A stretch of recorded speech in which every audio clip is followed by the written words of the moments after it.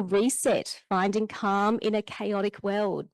Today's event is hosted at the Buddhist Library in conjunction with the Buddhist Council of New South Wales and also the Metta Centre.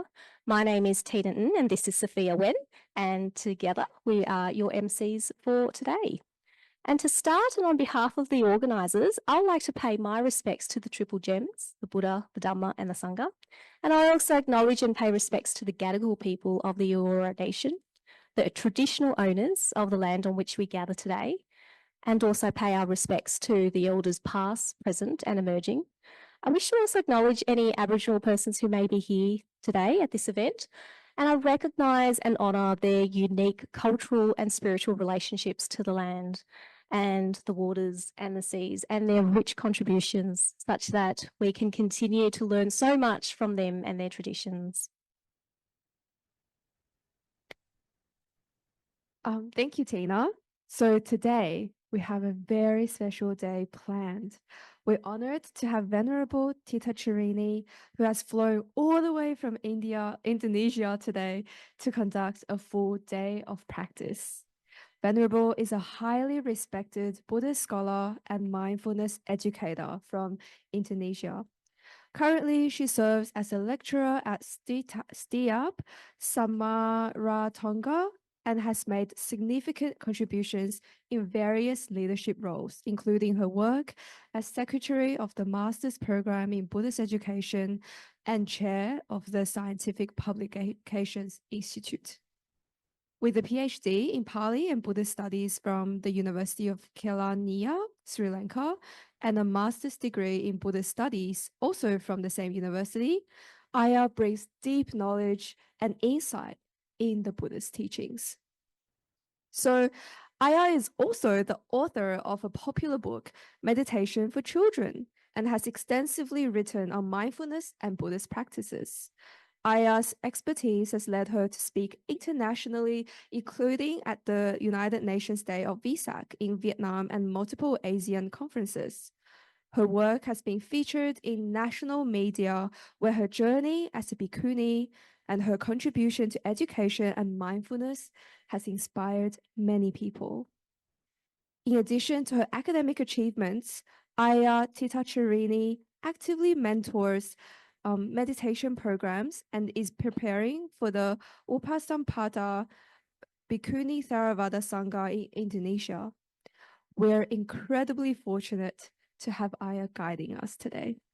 Thank you, Sophia. And I also want to thank Dennis, who will be interpreting live today from Indonesian to English.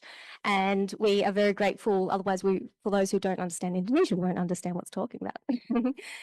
For today, we've got quite an incredible program for you because it is about Mindful Reset. We do want today to be an opportunity for all of us to learn, practice and deepen our mindfulness practice.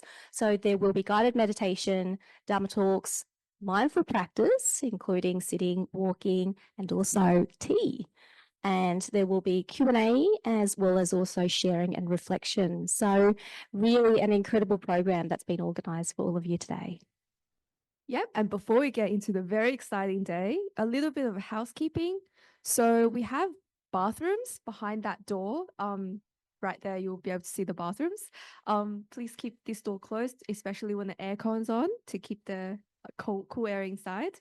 Also, in case of emergency, the gathering point is right next to the shoe rack. So it's a pretty small place.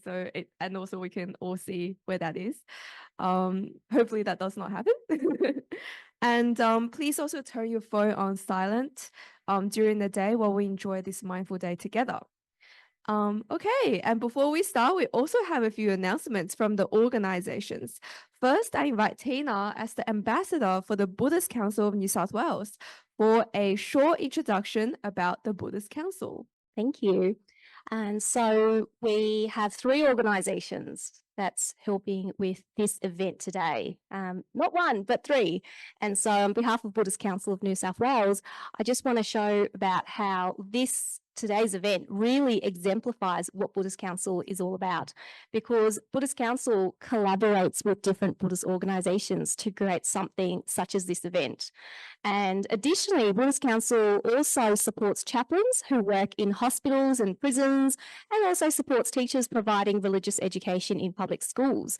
So if anyone is interested to be a part of the action and to volunteer, check out the pamphlets that are here, and also you can leave your details there as well. So the pamphlets is at the back near the window that you can check out during the break period, and also there is a donation box if you would like to offer any donations. In particular, the lunch is being sponsored today by the Buddhist Council, so we're very grateful. And if you would like to contribute towards the cost of that, then your donations would be very much appreciated. So again, all that information is at the back. And I also want to acknowledge Erica Lee, who's here. So Erica, maybe give a wave. Erica is the chair of the Buddhist Council of New South Wales. She's also the mastermind behind today's event as well. She's the one who had facilitated the invitation for Aya to come to Sydney. So we're very grateful for her initiative, as well as also her support. There's other friends here from the Buddhist Council. Maybe they could put up their hand and give us a wave. So if anyone is interested to know more about Buddhist Council, please do approach them during the break. They would love to talk to you, I'm sure, about all the incredible things that they do. So now I will invite Sophia to give us a short opening about the Buddhist Library. I'm back. Yes, we have received a warm welcome from the Buddhist Library that I will pass on here. So welcome everyone, and thank you for joining us today at the Buddhist Library. As a non-sectarian, not-for-profit educational organization, the Buddhist Library is open to everyone, regardless of background or beliefs. The extensive collection features thousands of items on Buddhist teachings, philosophy, and practice. Also, the library offers a dynamic program of talks, courses, and workshops designed to inspire and educate. Whether you're seeking to deepen your understanding of Buddhism, develop new skills, or engage with others, there's always something for everyone. By joining the Buddhist Library, you not only gain access to the physical collection, but also to Libby, an online digital and audio library, providing an opportunity to enjoy a wealth of resources at your fingertips, including ebooks and audiobooks. So joining is easy. Follow the links on our website. Your membership supports the library's mission of spreading the Dharma and promoting education and lifelong learning for all. Together, we can connect with a community of fellow learners and educators who are passionate about sharing these teachings. So thank you for being here. We look forward to your continued involvement. Thank you. And also, we'd like to thank Buddhist Library for offering this space for our day of practice as well. What a beautiful space with such precious Dharma teachings in this space. And we're also able to enjoy each other's company in this physical space as well. And we couldn't do that without the Buddhist Library. So if you would like to know more, there's also brochures over there at that wall. You can see there's a little painting or a display. And underneath that, there's a lot of brochures and so on about the library. So now I invite Tina back, this time as the president of Metta Center, to introduce Metta Center. Yeah, as you can see, I wear a lot of hats. But also, can I just acknowledge John Barclay, who's here? So John, he is on the committee of, or the board of the Buddhist Library, and it's really wonderful to have his presence here today on behalf of the Buddhist Library. Thank you, John. And so Metta Center. So Metta Center is all about supporting Buddhism, as well as supporting people who want to learn and practice Buddhism. And over the last 9 years, we've built a thriving community of really kind, capable, and energetic people. And what we try to do is organise big and small events, including conferences, festivals, temple tours, pilgrimages, retreats, social projects, nature walks, and many more. And so we try to use interesting ways to share the Dhamma and have the Dhamma come alive in our lives and build spiritual friendships to support our practice. And in fact, we've got some amazing volunteers who are here today. So Sophia is our vice president. We also have Zen, our treasurer, as well as other friends who are from Metta Center. My mum's also here as well. And so if you are interested to know more about Metta Centre, then you can approach any of us. We also have our flyers at the back over there too. We have a really special event coming up. So it's Ajahn Tanissaro's Sydney teaching tour. So we have the honour of inviting him, as well as also to organise one Dharma talk as well as a day of practice. And that's going to be at the Western Sydney University in Bankstown. We are expecting quite a crowd. So if you are interested to come in person, then please make sure you register. You can also join online as well. More details about that is in the posters that's been hung around the place. And also our regular events, you can also read about that in the posters that we've hung up. And that includes weekly meditation, yoga, and Dharma talks. And all of this is for free. So we really hope that you'll join some of our events one day. Yep. And now we dive into our day of practice, our first session of the day, introduction to mindfulness, including a short meditation. So today's theme centers around mindfulness, a beautiful practice that brings us into the present moment with kindness and awareness. In this session, we'll explore some introductory mindfulness techniques, and there will be a short guided meditation to help set the tone for the rest of the day. So take a few breaths, allow yourself to settle, and let's begin. We invite Aya Thitacarini to lead this session. Okay, thank you very much, Tina and Sophia, and also Denise here, who will accompany us whole day until this afternoon. Good morning, everybody. Nice to meet you here, and very happy to be able to be here without Erika and Mariani. I'm sure I'm not here today. Yeah, today we will first we will discuss about how mindfulness reset finding calm in a static world. First of all, before we practice whole day mindfulness, I will give a short introduction about mindfulness, especially from the point of view of Buddhism. Yeah. And then here we will have a very simple activity. You see here we have some picture. We have eye, we have hand, ear, nose, and love, heart. Can you see here? Yeah. So, eye. First, please use your eyes to see 5 things around you in this room, in this place. So you can see anything, 5 things. Please just look around and see 5 things, whatever it is.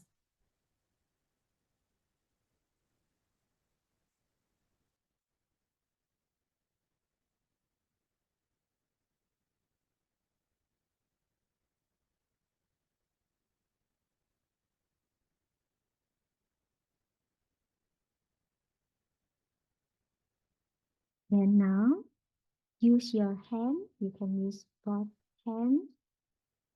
Just touch whatever, show things around you.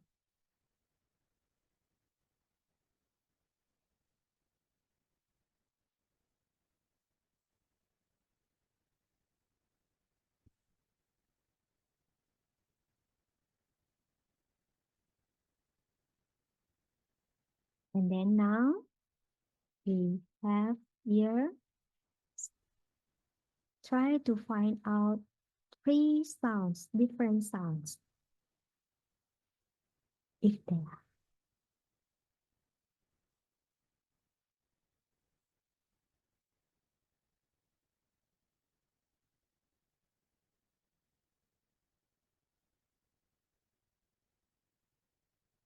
Then now, use your nose to find out two different smells if there.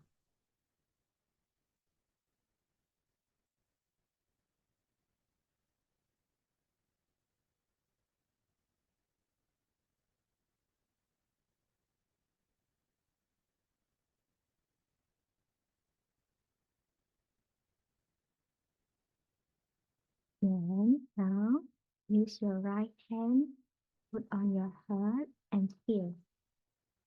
What kind of feeling you feel now?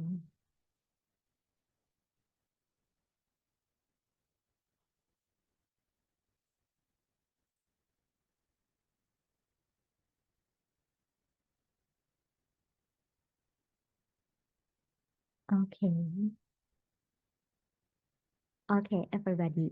After you use your eyes to see, use your hands to touch, your ear to hear, nose to smell, and then after that, what did you feel? Do you are you- do you feel happy, calm, worried, angry, sad? Whatever the feeling arises, that's just a feeling. But sometimes the feeling that arises within us always give impact to our behavior. Then it always affect our mental.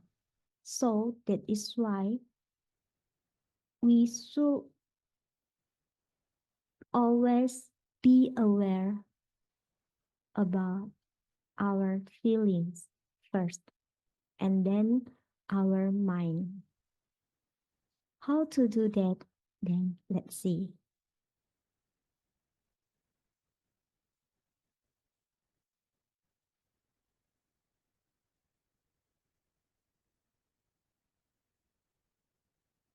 Yeah, here we have two types of meditation.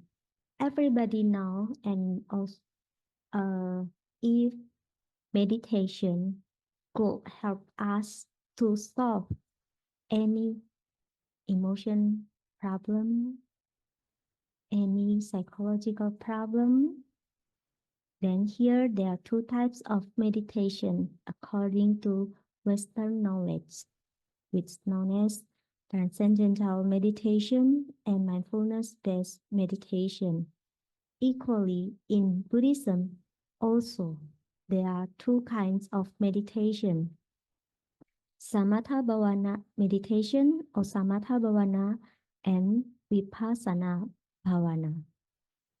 What are the differences between these two?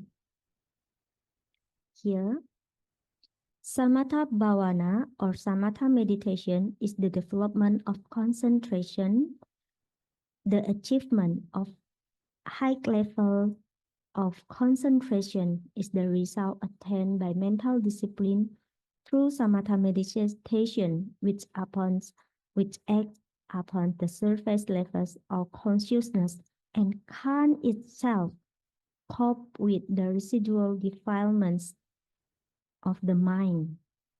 Nor can dispel ignorance and uproot the cause of the miseries of existence.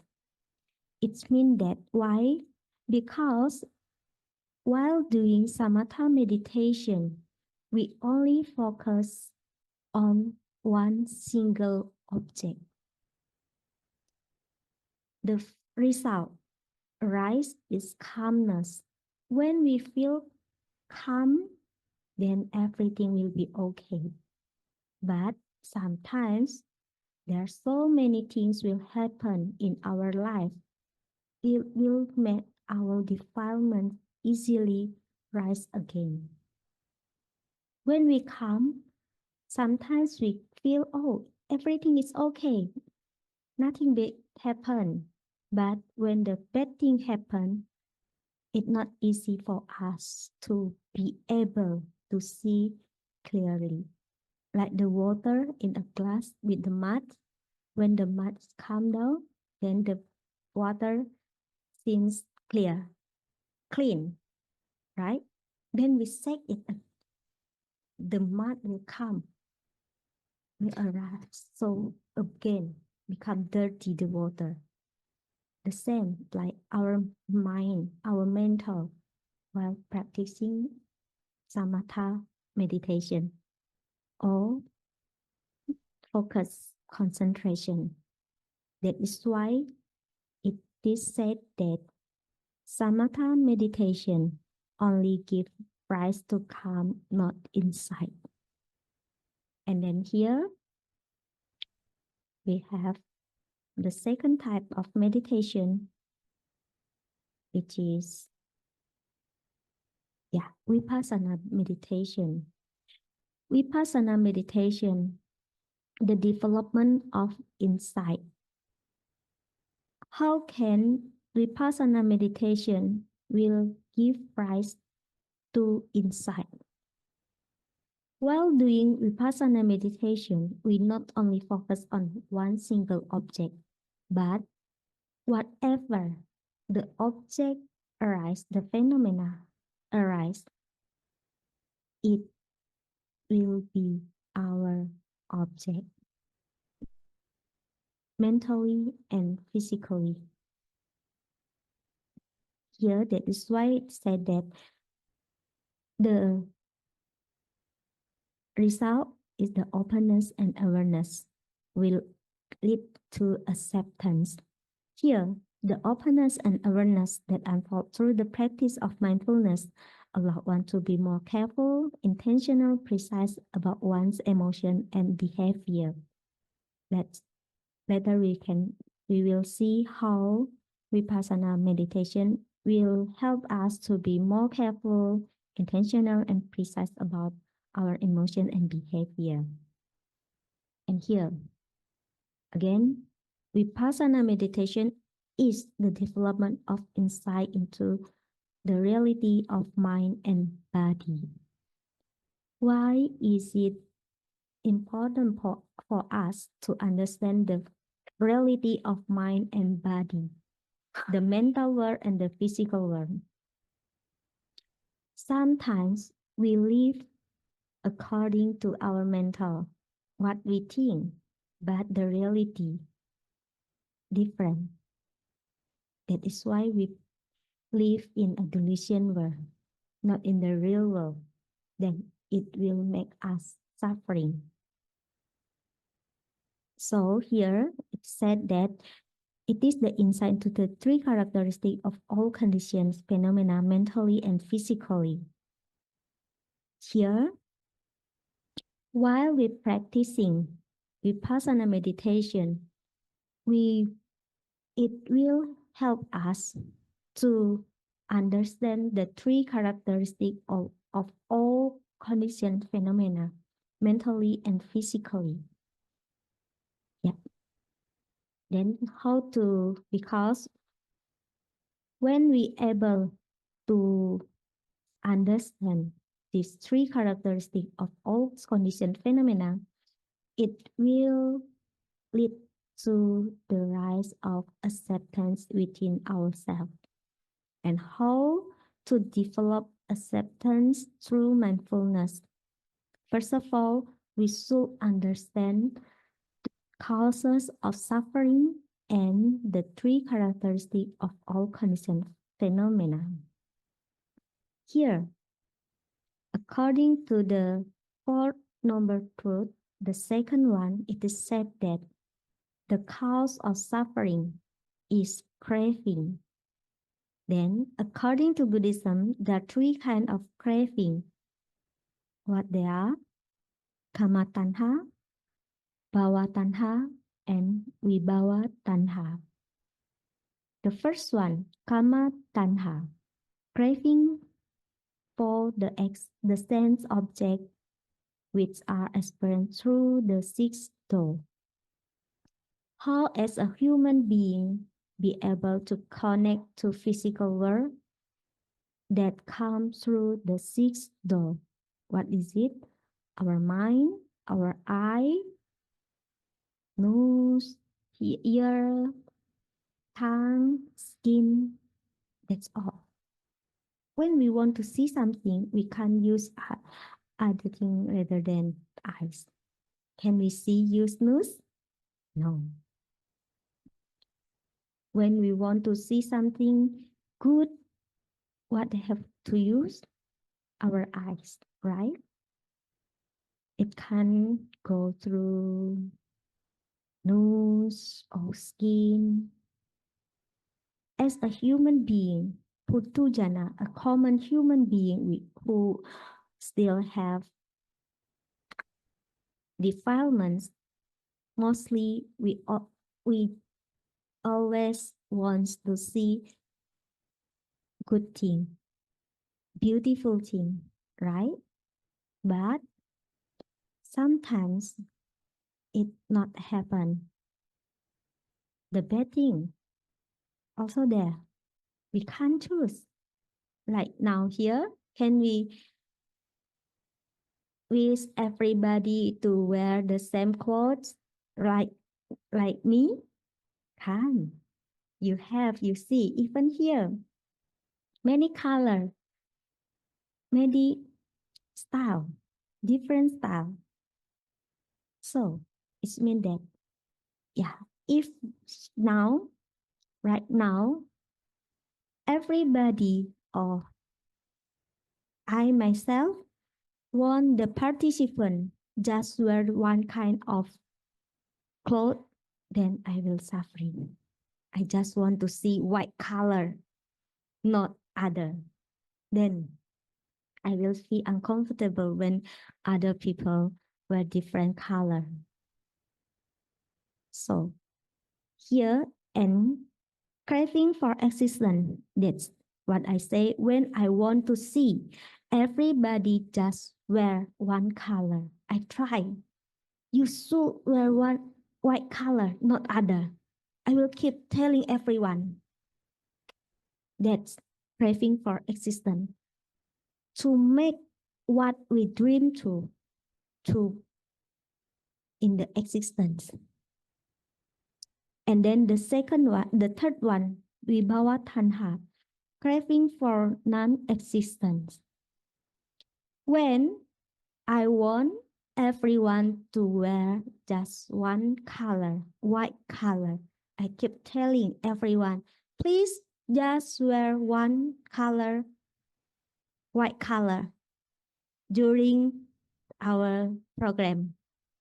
But here, like Sister Mariani, wear pink color, then is black color, a gray color, and then some pink and gray, and any other color, green. If I still keep should be white color, the one who wear other color, I will feel very not happy. I don't dare to be here. I don't want to see them. That's what we call craving for non-existence. That's very easy, right? How to understand these three kinds of craving. Even craving to not be here, also craving. If the first one and the second craving be fulfilled, it will be no problem. The problem is will arise when the second craving is not there. We start to skip. What do we want? We don't want. We want to spell them. That's how this craving make us suffering. And here, the three characteristics of all conditioned phenomena. The first one, anicca. Second one, dukkha. The third one, anatta. How this anicca, impermanence, will cause suffering when we can't we don't have clear understanding about anicca.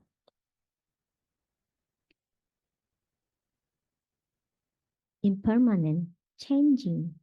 Our life is always changing. Do you agree? Right? If there is no changing in our life, we all will still be a baby. Right? Why? When that changes, we happy. But when some other thing change, sometimes we feel not happy. That's the reality, changing. We can't escape it.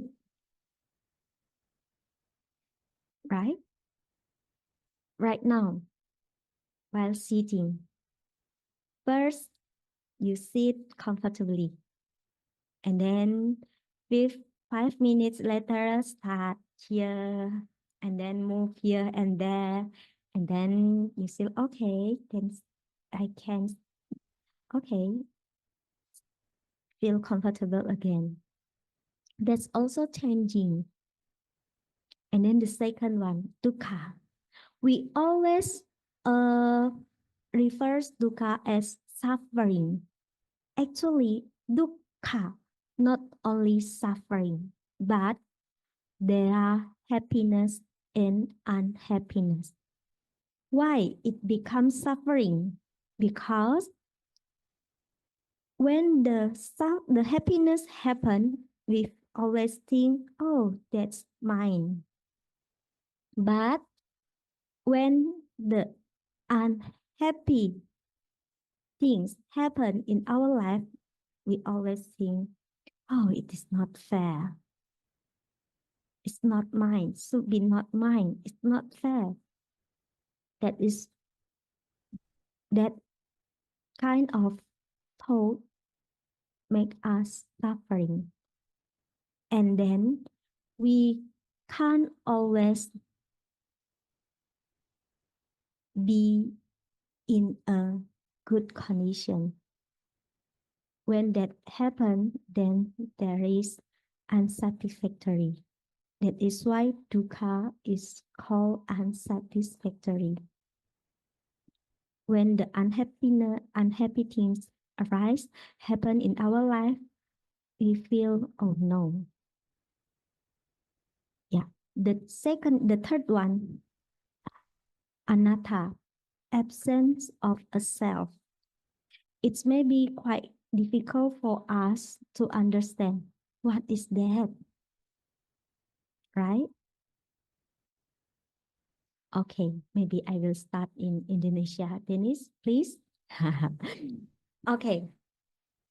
So, bagaimana kita memahami sebagai anatta tanpa diri? How do we comprehend anatta without understanding oneself? Ya, anatta atau tanpa diri itu bisa kita pahami melalui contoh yang sangat sederhana. Anatta, or the absence of oneself, can be understood with one simple example. Contohnya adalah tubuh kita ini. For example, our body. Kita selalu berpikir bahwa tubuh ini adalah milik kita. We always think that we own this body. Tapi kenyataannya, apakah benar tubuh ini milik kita? But is it true that this body belongs to us? Jika tubuh ini benar adalah milik kita, if this body does belong to us, maka pada saat tubuh ini sakit, kita bisa meminta tubuh ini untuk tidak sakit. then when we fall sick, surely we can tell our body to stop being sick.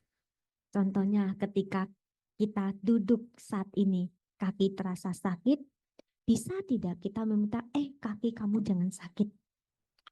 For example, if while we're sitting down and our feet are feeling slight tinge of pain, can we tell our feet to stop giving us pain? No, right? Tidak bisa. Ini secara langsung sudah menunjukkan bahwa kita, bahkan tubuh yang kita menganggapnya sebagai milik kita tidak bisa kita kendalikan. This shows the proof that the body that we've thought is ours does not actually belong to us. Inilah yang secara sederhana bisa kita pahami apa yang dimaksudkan dengan tanpa diri. This is a simple example to demonstrate the understanding of absence of oneself. Dan lebih sederhananya, saya sering mengartikan anatta sebagai di luar kendali. I commonly would refer to anatta as things that are out of my control. Lihat, dalam kehidupan ini, hidup itu selalu berubah.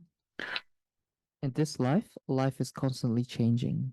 Hidup itu adalah tidak memuaskan. Life is unsatisfaction. Kenapa? Karena kita tidak bisa mempertahankan apa yang selalu kita inginkan. Because we cannot sustain what we want. Dan itu kenapa? Karena banyak hal dalam kehidupan kita yang di luar kendali kita. And the reason for that is because there are a lot of things that are outside of our control. Jadi ketika kita mampu memahami sebab dari penderitaan dan memahami 3 karakteristik kehidupan, maka kita akan memunculkan penerimaan dalam diri kita. Ya.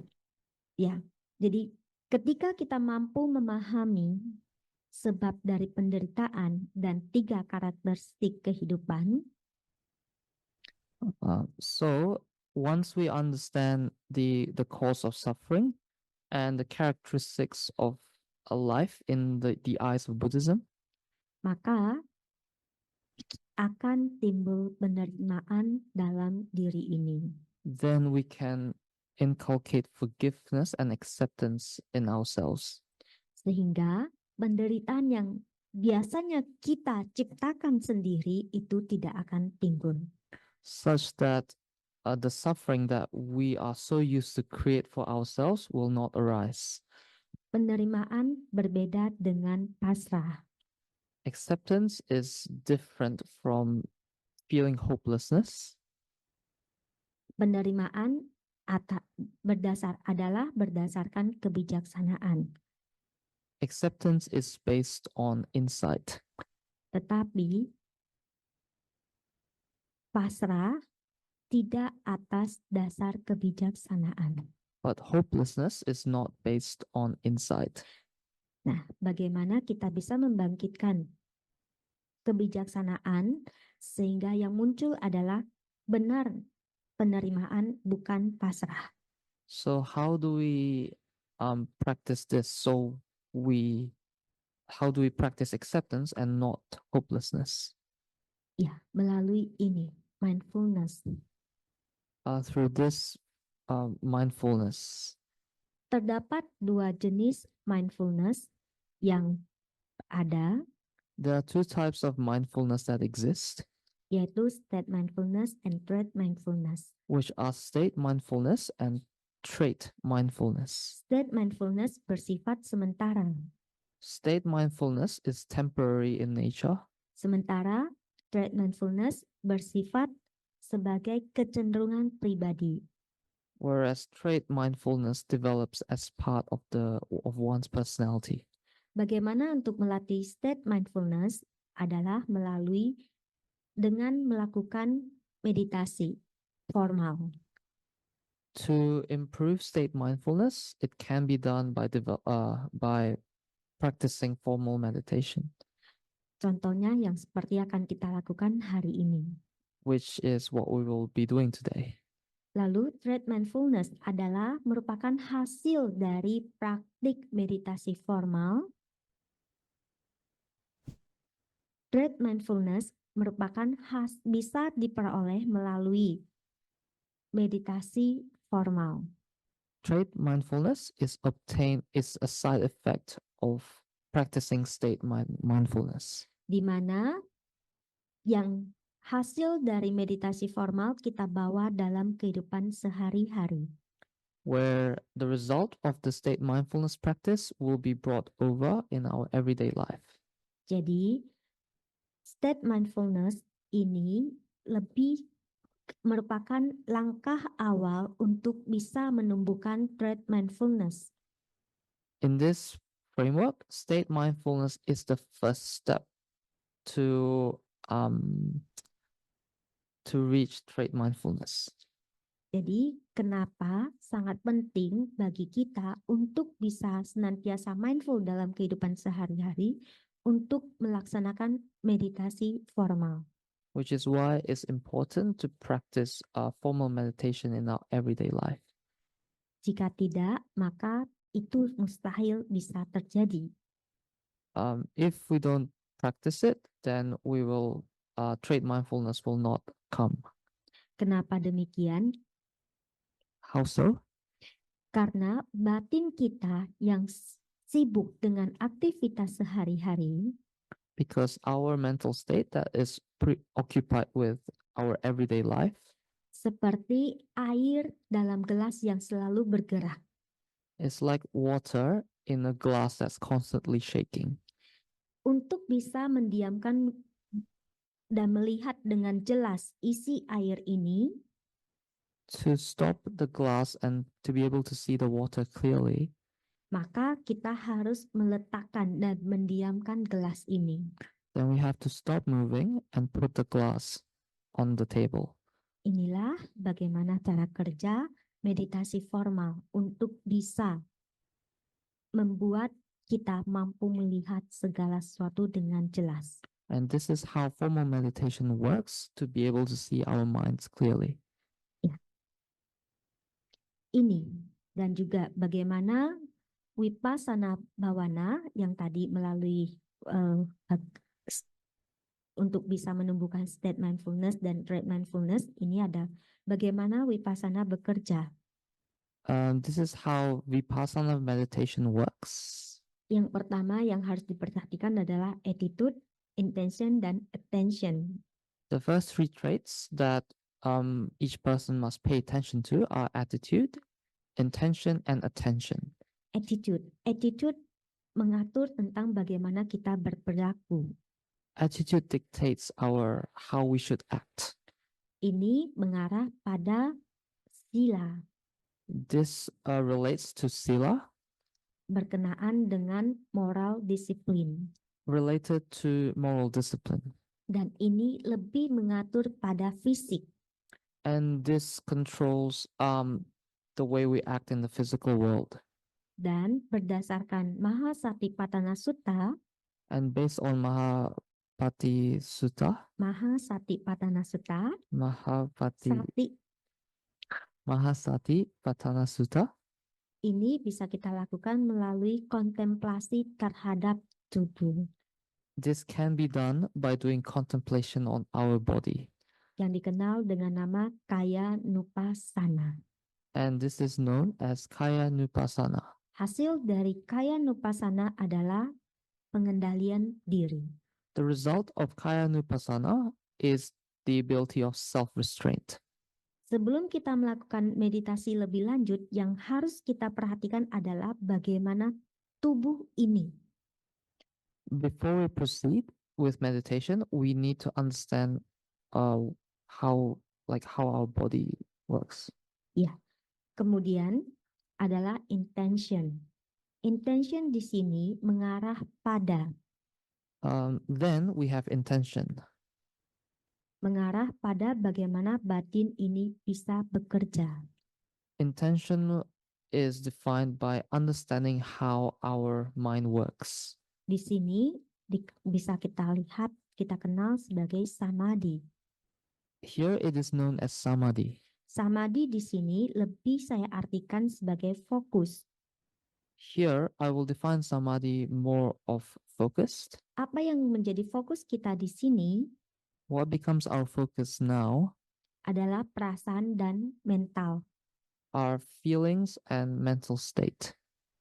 Di sini dalam sebagai manusia kita memiliki mental dan fisik.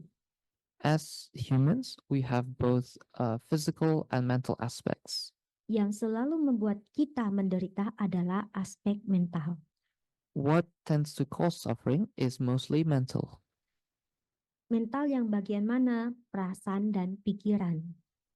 Which part of the mental? It's the mind and Feeling. feelings. Maka berdasarkan Vipassana Mahasatipatthana Sutta, di sini kita akan melakukan kontemplasi terhadap perasaan dan pikiran.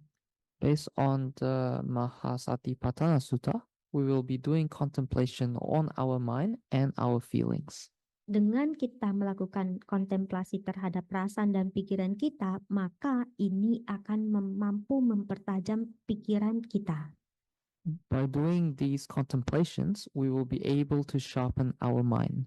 Setelah itu kita mengarah pada attention, bagaimana kita memberikan perhatian.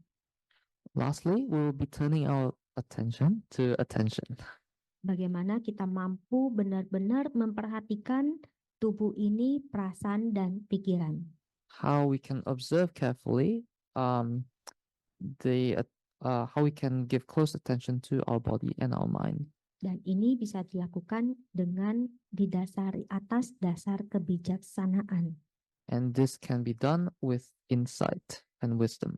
Kemampuan untuk mengamati segala fenomena mental dan segala fenomena fisik. The ability to observe physical phenomena mental fenomena and mental phenomena dalam Mahasatipatthana Sutta dikenal sebagai Dhamma Nupassana. in the Mahasatipatthana Sutta is known as Dhamma Nupassana.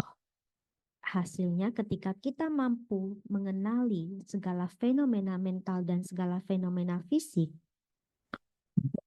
by understanding all the physical, observing the physical and mental phenomena, di sana akan mengarah pada munculnya kebijaksanaan dan kesadaran. it will rise to wisdom and awareness. Inilah bagaimana Vipassana meditasi bekerja untuk membantu kita bebas dari penderitaan. This is how Vipassana meditation can aid us in becoming free from suffering.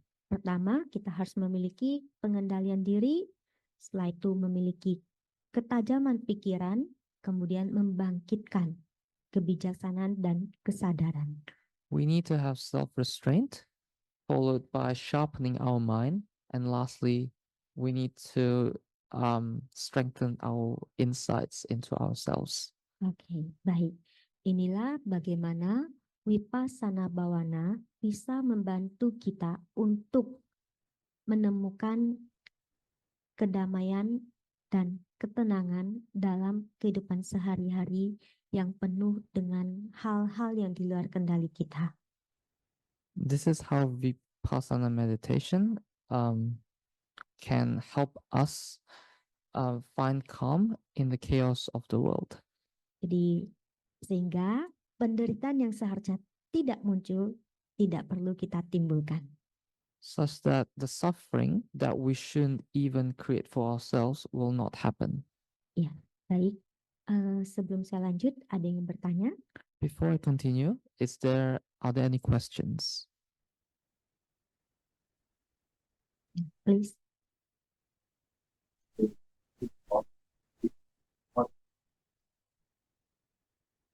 Oke. Apa yang dimaksud dengan wisdom di sini? Wisdom di sini adalah mampu mengenali fenomena mental dan fenomena fisik sebagaimana apa adanya. Wisdom here means the ability to observe all physical and mental phenomena that happens in the real world. Di mana? Ya, oke. Oke, baik. Jika tidak ada yang bertanya lagi, kita akan mencoba untuk bagaimana melakukan meditasi duduk. If there are no more questions, we will be continuing with a seated meditation. Oke. Pertama-tama, ketika ingin melakukan meditasi adalah memperhatikan posisi duduk. The first step to doing seated meditation is being seated in a good pose. Tanpa bisa duduk dengan nyaman, maka akan sulit untuk bisa melakukan meditasi untuk waktu yang lama. If you don't sit comfortably, you will not be able to meditate for a long time. Bagi yang duduk di cushion, For those who are sitting on a cushion, yang tidak terbiasa bermeditasi, people who are not used to meditating, kakinya jangan ditumpuk, don't stack your feet. tapi bisa duduk. So, Oh, so instead of stacking the feet, try to put them both on like the ground, level ground, if I can demonstrate. So, so instead of doing stacking your feet like this, do it like that. Yeah. So, And then letakkan tangan dengan relax, dengan jempol disatukan. so join the two hands and let the thumbs join one another. Ya, letakkan di atas paha. And put them just above your thigh. Ya, jadi nggak perlu begini. So you don't have to like put it all the way up. Just put it gently just above the thigh. Duduk dengan posisi tubuh yang tegap. Sit upright. Duduk dengan posisi tubuh yang rileks. Sit upright and relaxed. Lalu posisi mulut dibiar gigi jangan dikatuk. Jangan ditutup. Giginya jangan ditutup, tapi bibirnya yang ditutup. Okay. So, and for your mouth, make sure you close the mouth, but do not clench your teeth. Ya, letakkan lidah di bawah dengan rileks. And place your tongue on the bottom of the mouth in a relaxing manner. Pejamkan mata dengan rileks juga. Close your eyes in a relaxing manner. Sehingga dengan demikian akan membantu menimbulkan perasaan rileks.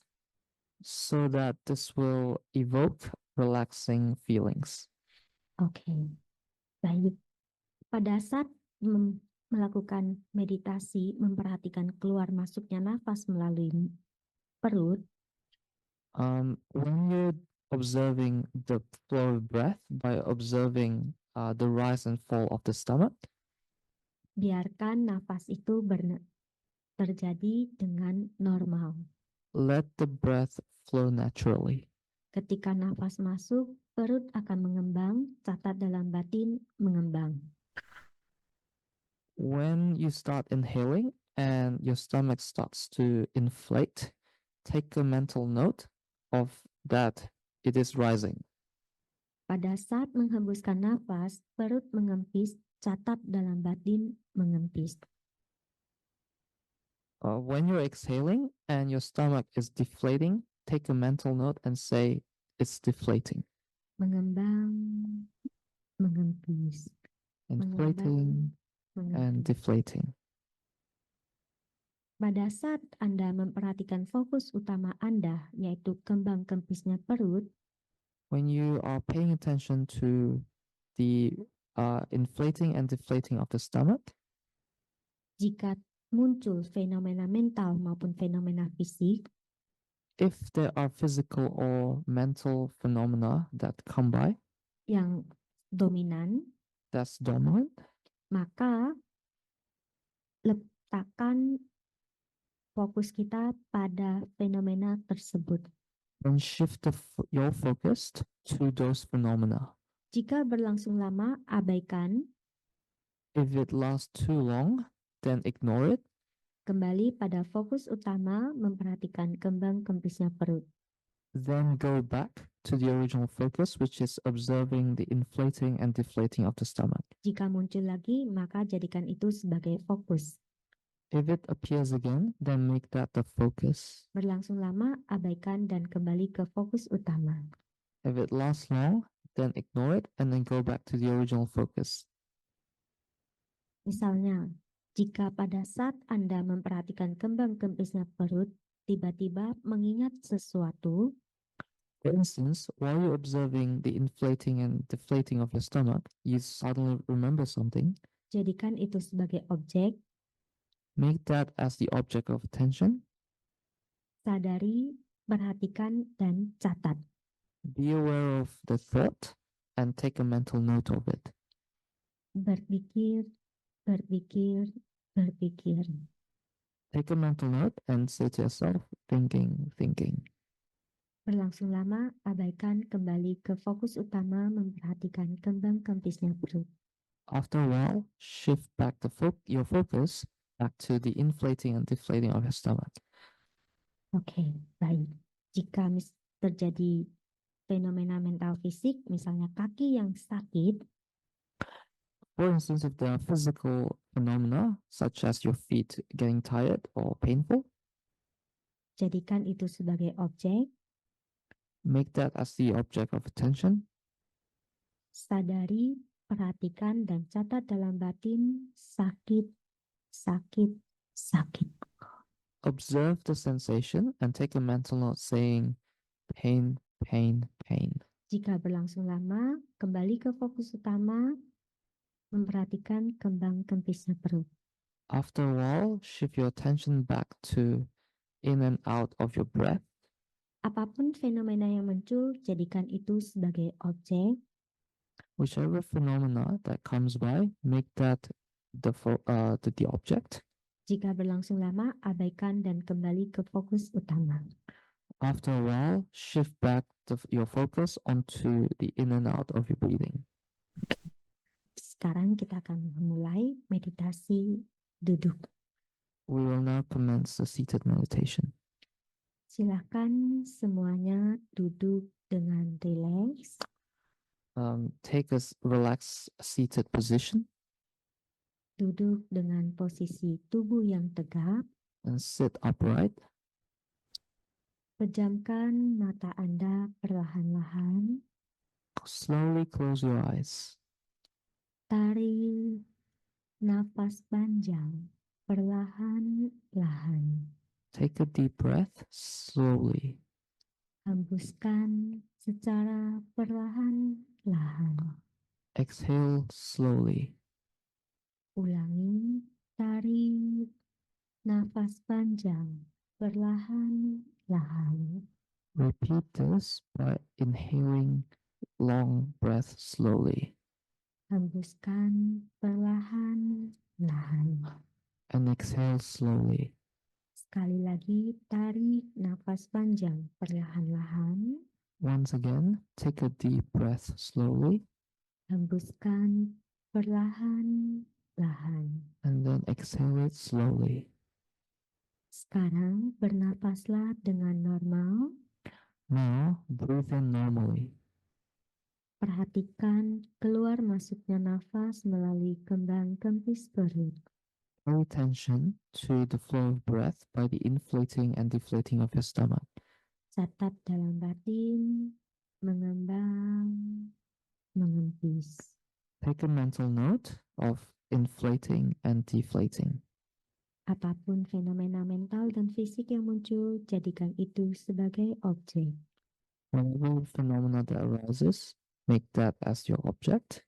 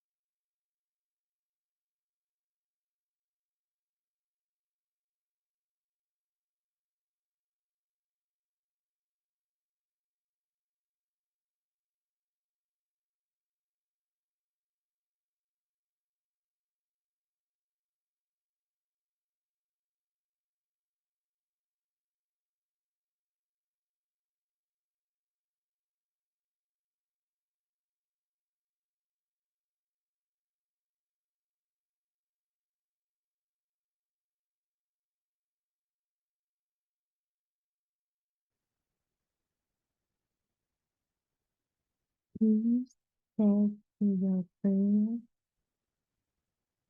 breathing in, breathing out, breathing in, breathing out, breathing in, breathing out. Please slowly open your eyes. Meditation begins.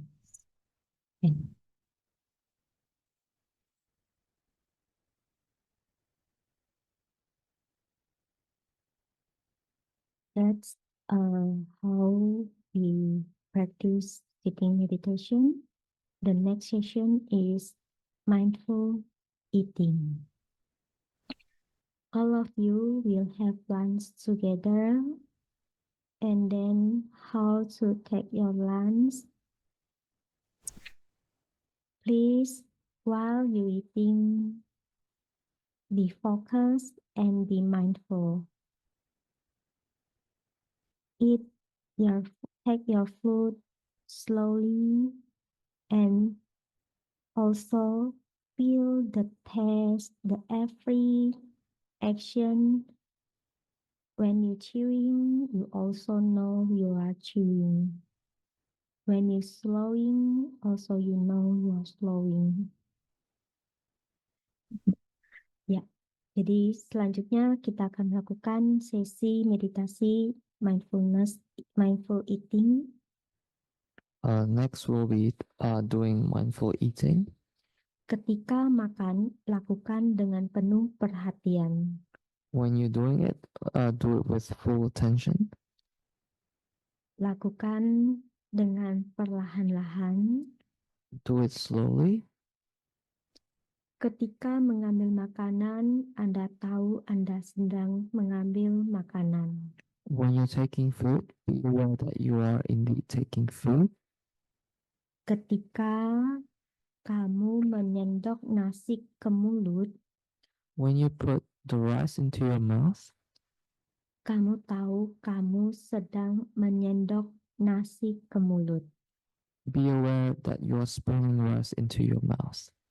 Ketika makanan masuk ke mulut, when food enters the mouth, kamu tahu makanan berada di mulut. be aware that the food is inside the mouth. Ketika kamu mengunyah makanan, kamu tahu kamu sedang mengunyah makanan. When you're chewing food, be aware that you are chewing food. Ketika muncul, bisa merasakan rasa makanan, sadari dan catat rasa makanan tersebut. When you can feel texture of the food, take a mental note of the texture of the food. Apakah rasanya asin? Sorry, the taste. If take note whether it's salty, Manis, sweet, atau pedas, or spicy, atau rasa apapun yang muncul, catat sebagaimana apa adanya. any taste that you feel in your mouth, take a mental note of it. Ketika makanan itu kasar, kamu tahu makanan itu kasar. When the food feels hard, be aware that the food is hard in texture.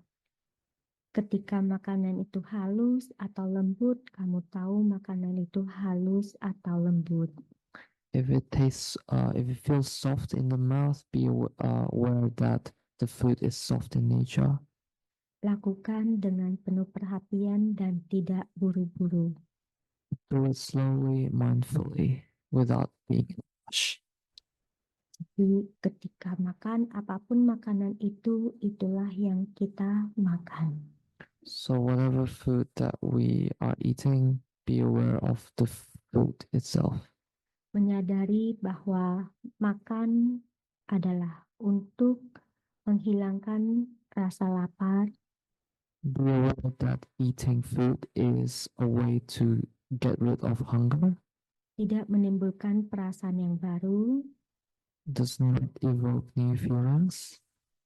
Makanan untuk menopang kehidupan dan tubuh ini Food that is meant to sustain our body. makanan sebagai sarana untuk membantu kita melanjutkan kehidupan. Food that is meant to help us continue with our lives. Wonderful. Well, thank you everyone for coming back. Thank you, Aya, for coming back. Hope everyone's had a nourishing lunch, a mindful lunch, and hope the kettle is still boiling or near boiling. Also, thank you to Buddhist Council for the lovely lunch catered for us. Next up, we've got the meditation workshop, including walking, sitting, and awareness. Aya will guide us through this session and provide some further instructions. Over to you, Aya. Okay. Hello, everybody. Now we come to walking meditation session. So maybe if all of us do walking meditation here, it will be quite crowded. So maybe later will be some people, around 3 or 4 people do meditation in that room. Yeah. And then how to do walking meditation, I will give a short instruction. First of all, I would like to let you know is that while doing walking meditation, our focus is not on the stomach, but on our foot. How we walk, that we keep focusing there. Okay, then, okay, Dennis, please. Okay. Ketika kita melakukan meditasi jalan, berdiri, start. Okay. You can use mic. You can use mic. Or you need a mic. I think It's probably for her. no. Okay. Sorry. Okay, baik. Ketika kita melakukan meditasi jalan, When we're doing walking meditation, lakukan dengan posisi tubuh yang tegap dan rileks. do it with a relaxed and upright position. Tangannya boleh ditaruh di depan atau di belakang. You can place your hand in front of you or at your back. Tapi tidak disarankan untuk mengayun-ayunkan tangan pada saat jalan. But it's not recommended to swing your arms while walking. Ya, ketika jalan, usahakan tatapan kita tidak terlalu jauh maupun terlalu dekat. While walking, make sure that you're not looking too far or too close. Jangan memperhatikan kaki. Jangan melihat kaki. Don't look at your feet. Ya, jadi senyamannya sejauh kita bisa. So just look at in front of you as comfortably as your eyes can accommodate. Ya. Tidak melirik kiri kanan. No looking left and right. Hanya fokus pada gerakan kaki. Just focusing on the movement of the legs. Ketika mengangkat kaki, catat dalam batin.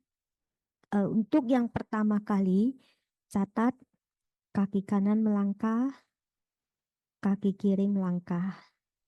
For the first time, as you're raising your right leg, make a mental note and say, I'm raising my right leg. Without time.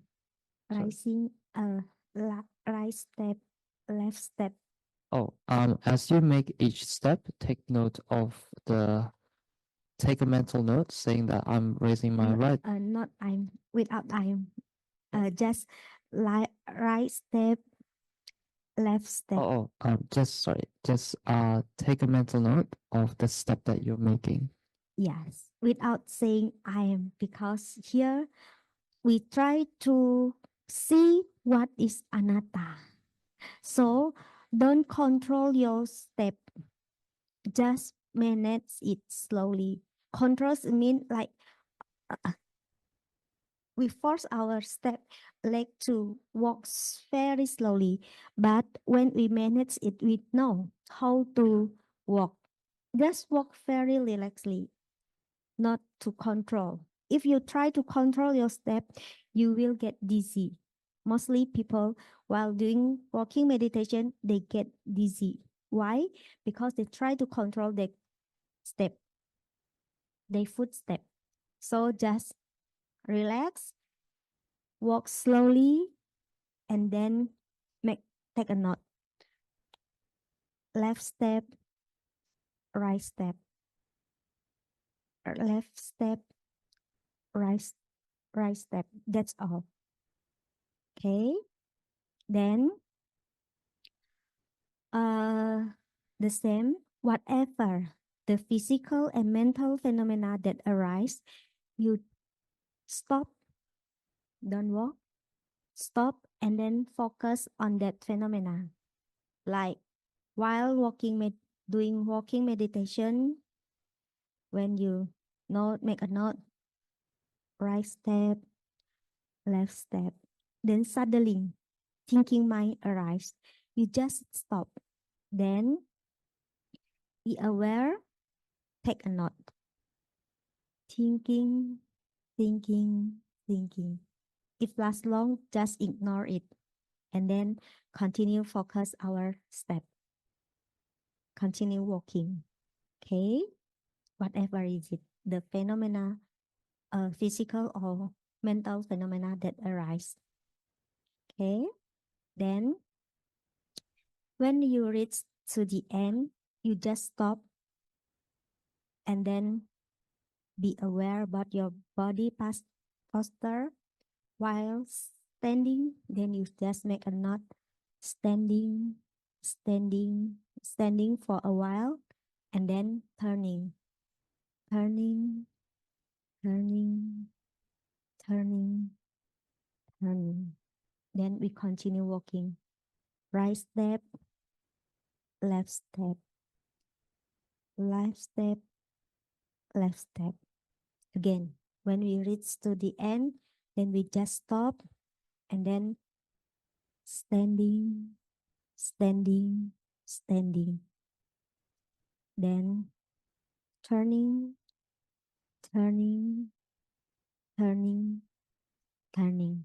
Then again, we walk. Okay, so we will divide this room like two sides. And then later on, you can take your cushion to on the each side, as well as the chairs. Then you can line up there, and then you walk each person only their side, and from here to that side. Don't cross this border. Okay, don't cross the border. So we will divide this room like two sides, left and right. Okay, so any question, please? Is it clear? Clear. Okay.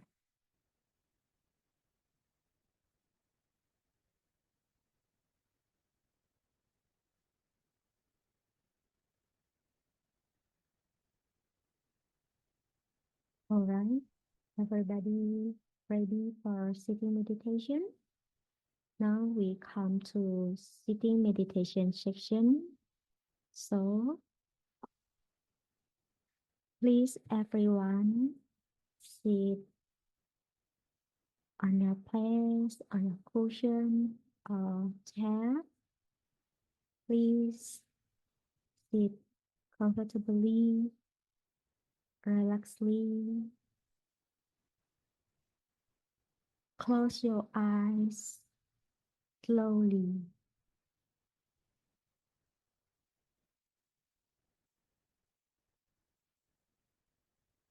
Inhale deeply and exhale slowly. Take a deep breath, breathing in breathing out, breathing in, breathing out, breathing in, breathing out. Now, please breathe normally while breathing in. Your abdomen is rising and take a knot rising. While breathing out, your abdomen will be falling, then take a knot falling. Feel the sensation on your stomach, rising, falling, rising, falling, rising, falling. Whatever the phenomenon arises, mentally or physically, just take a knot. If lasts long, then ignore it. Come back to your main focus, rising, falling of the abdomen.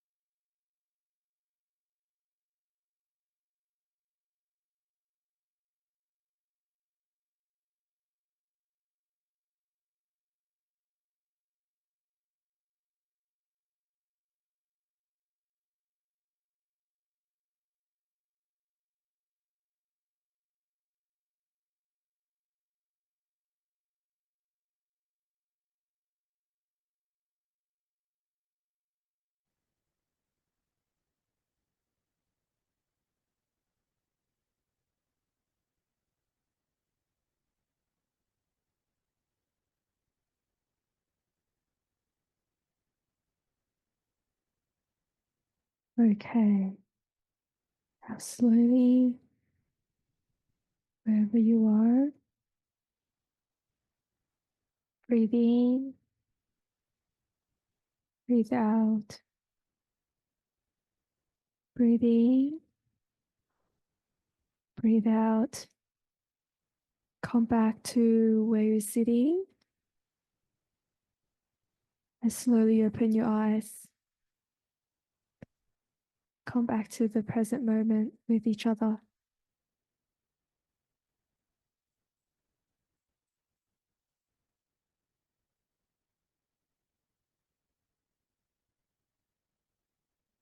So we've had sitting meditation, walking meditation, and then we've also had eating meditation. So do you want to guess what we're going to have next? Yay! This is a really beautiful meditation practice, and I'm so glad we can share it with you today. So this is a wonderful opportunity to continue this mindfulness practice, but connect it to the simple joy of tasting tea. So in a few minutes, you'll see our volunteers bringing around some tea and some chocolates as well for everyone. And I, of course, will lead us in the session with some instructions.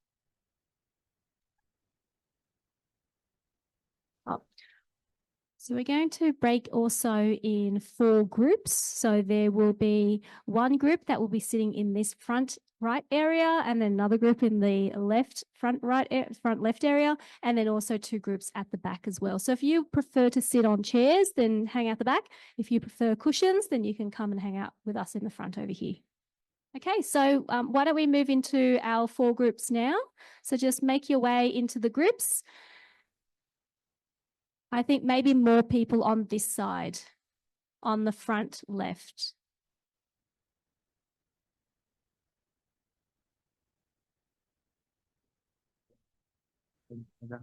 And for those who are joining us online, you are welcome to make yourself a nice cup of tea and come back, and you can also join in the tea drinking ceremony. And if you like, you can even turn your videos on, and then the others can see and have a tea with you at the same time.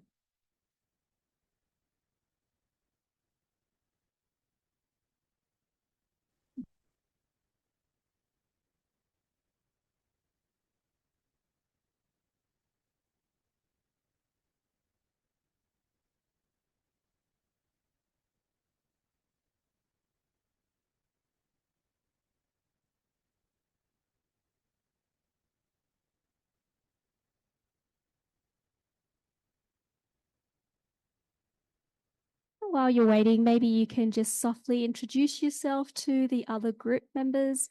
I say softly because we don't want to turn this into a marketplace, and also we want to continue with our mindfulness practice, but we'll be starting shortly.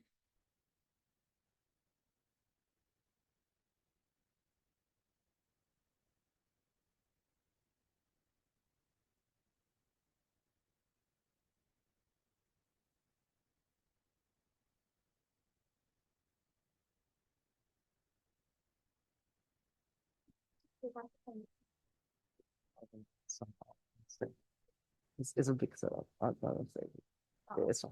It's pretty bulky. So. We'll get you a tea anyway.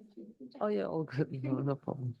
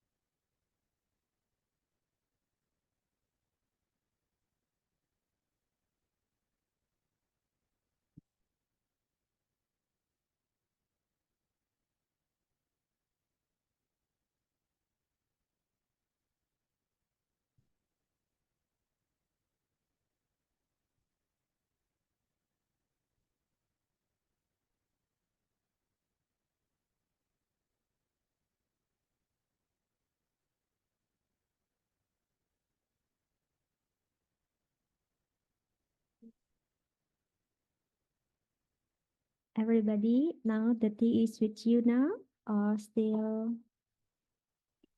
one? How about the corner? Oh, okay. So please wait for a while.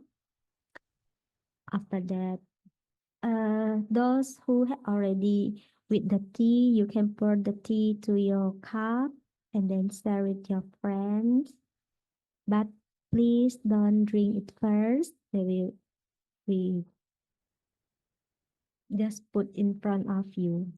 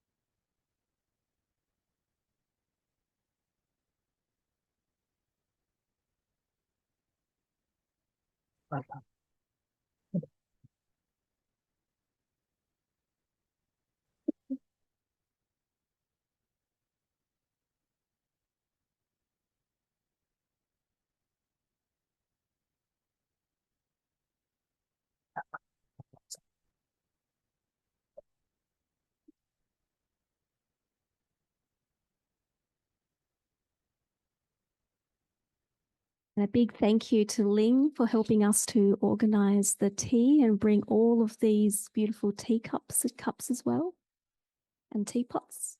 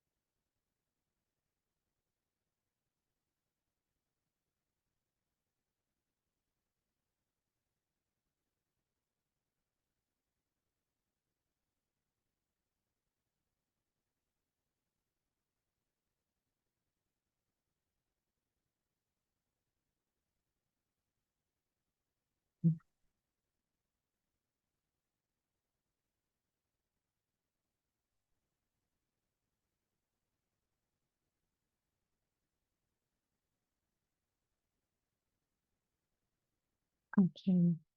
All right. Everybody has tea with you right now. Please, again, sit comfortably in relaxed manner.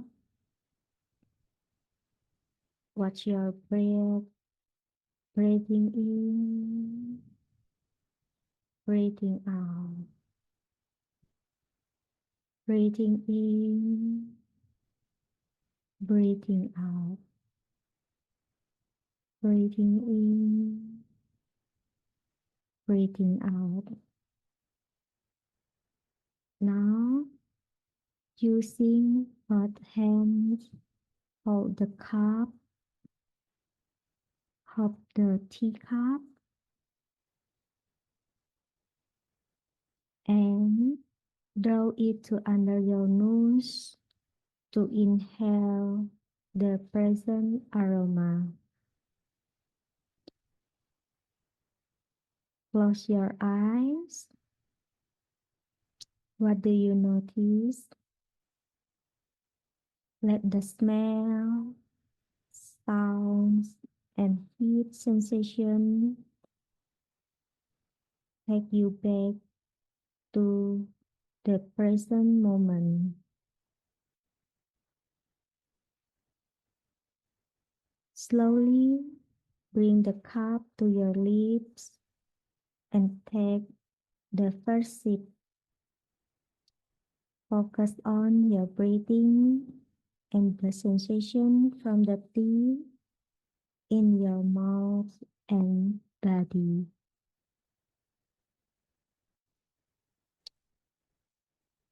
Then breathing in, breathing out.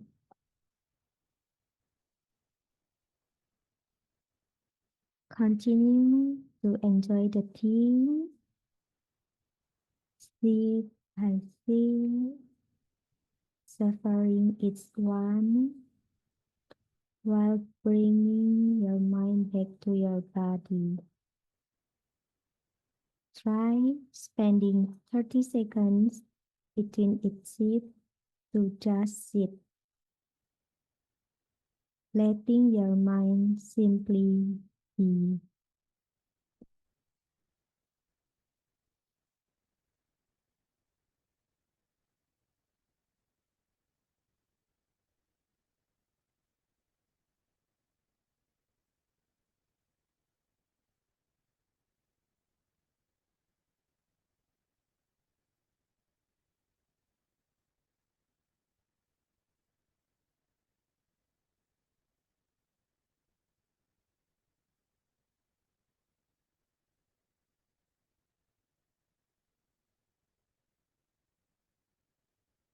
Then you can repeat, hold the cup and draw it into under your nose to inhale the present aroma.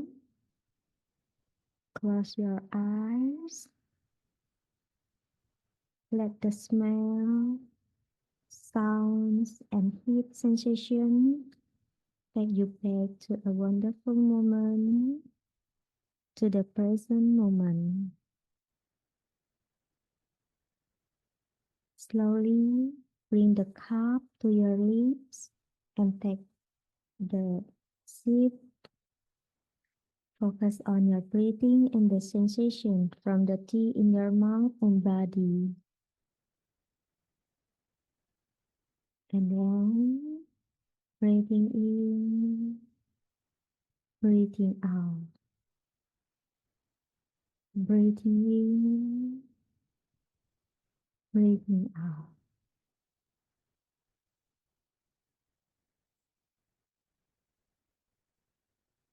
Continue to enjoy the tea, sip by sip, savoring its warmth while bringing your mind back into your body. Remember, spending about 30 seconds between each sip to just sip, letting your mind simply be.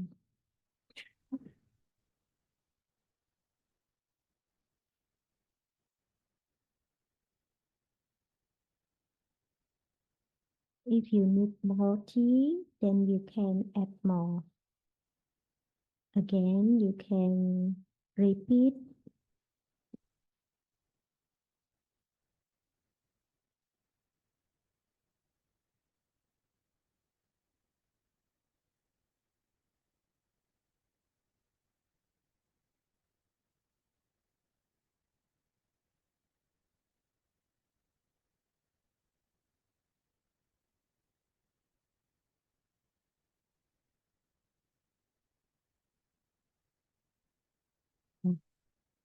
If you need more tea, then you can refill it.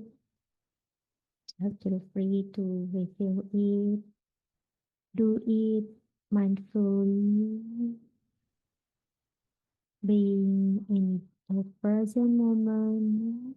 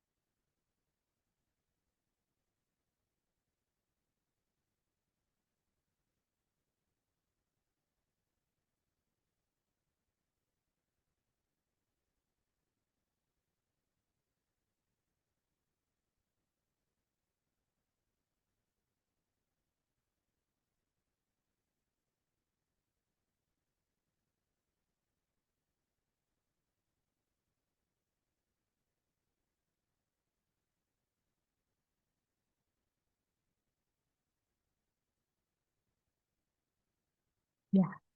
You also can enjoy the chocolate and the dairy with you.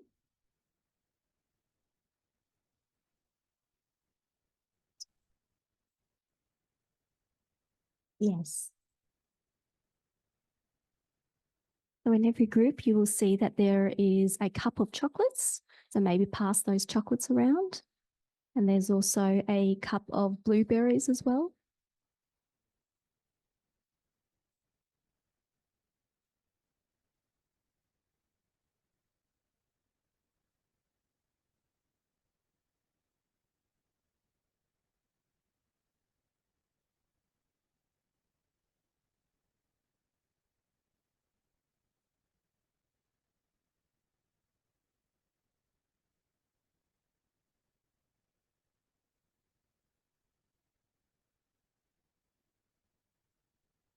The chocolate with you now. Everybody got it.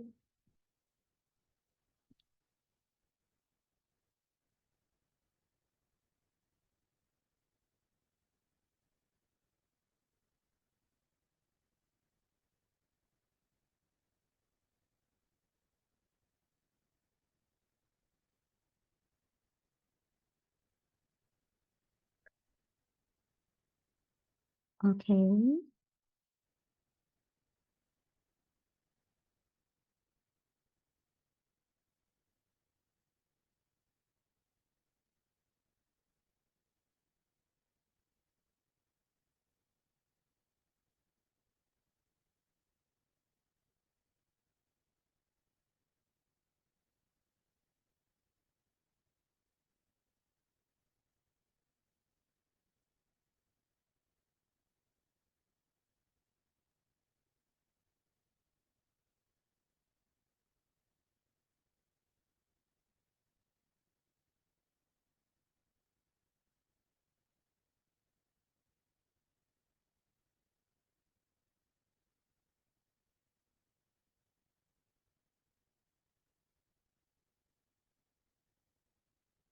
Okay. Now hold the chocolate on your hand with your hand.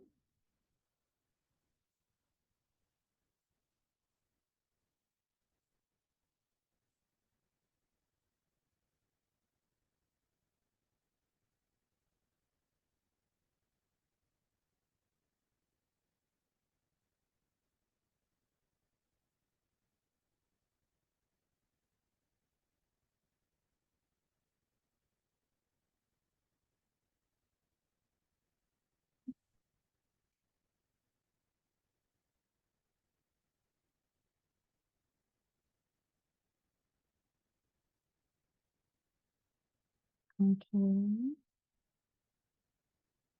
Please hold the chocolate. Put it in your mouth. If possible, hold it on your tongue and let it melt.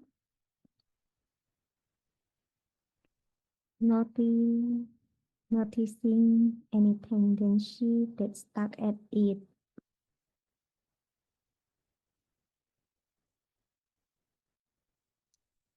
Chocolate has different flavors.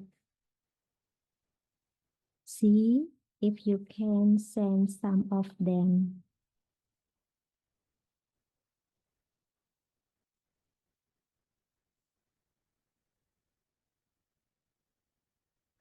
While doing so, you might notice your mind wandering. Simply notice where it went, then gently escort it back to the present moment. After the chocolate has completely melted, swallow it slowly and deliberately. Let it trickle down your throat. Repeat this with one other piece. And then examine, how do you feel? Is it different from normally you did? Did the chocolate taste better than if you would just eaten it at a normal breakneck pace?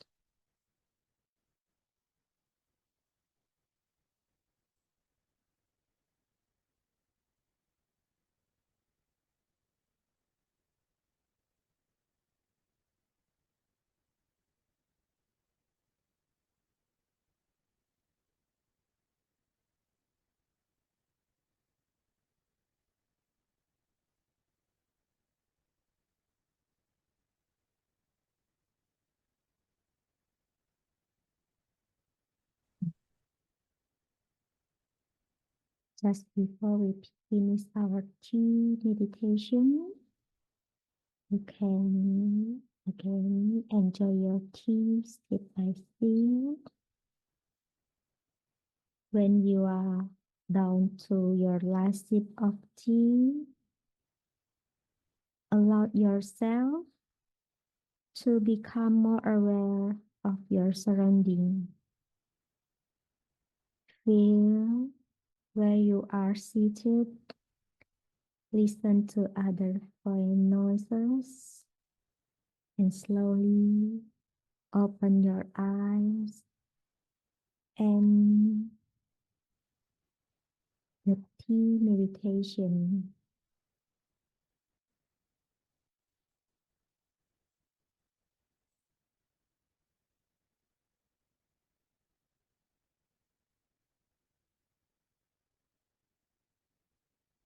The process of this meditation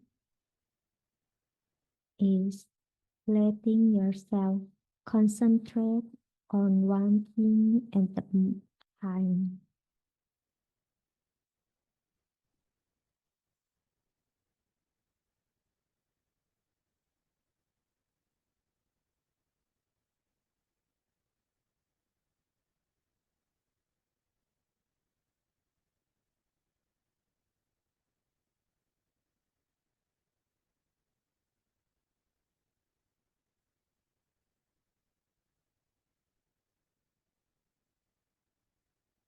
While waiting for your friend to finish their tea, be seated and focus on your breath, breathing in, breathing out,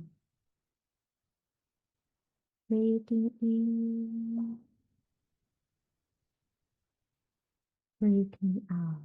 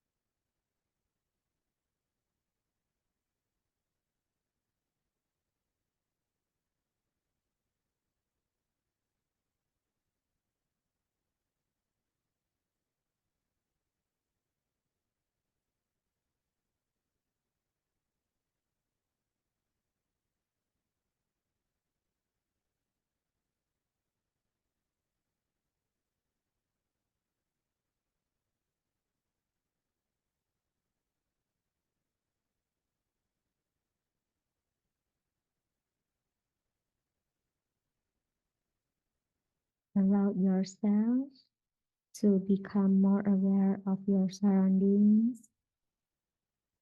Feel where you are seated. Listen to other noises. And now, slowly open your eyes and your tea meditation by giving thanks to yourself for this mindful tea moment. Tea meditation and apps.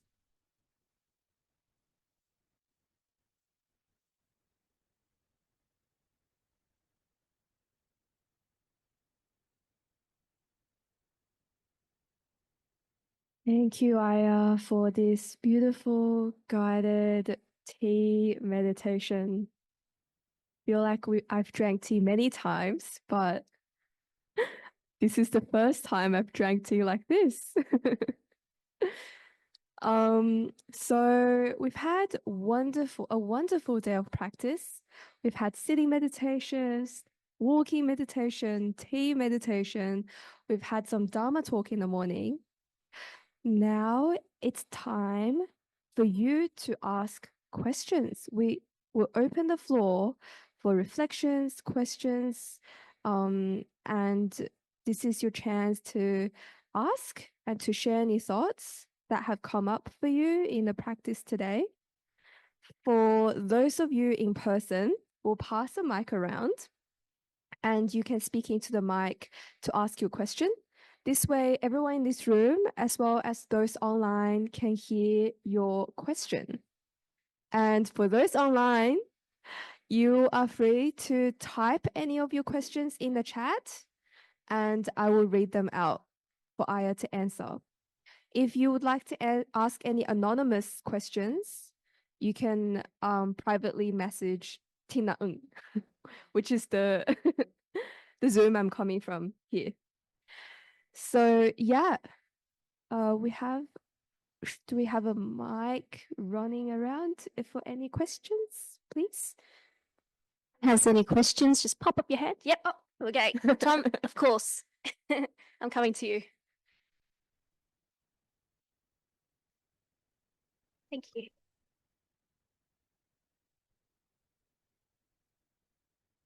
Thank you, Aya.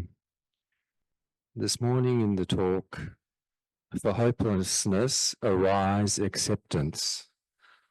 What's the usefulness or efficacy or consequences or downfall of hope? Sorry, do you mind repeating that with a bit louder? Sorry. This morning, it was mentioned that hopelessness, we can arise acceptance.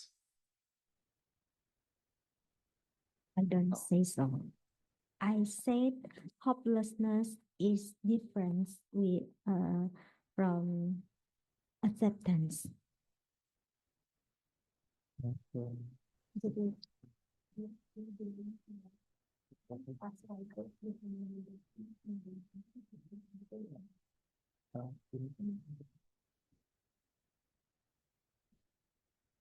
Okay, sorry. So to clarify, that wasn't what Aya said, and if I made that mistake in my translation, I sincerely apologize. So I think like what she meant was there are two forms of ways to deal with an unsatisfactory situation.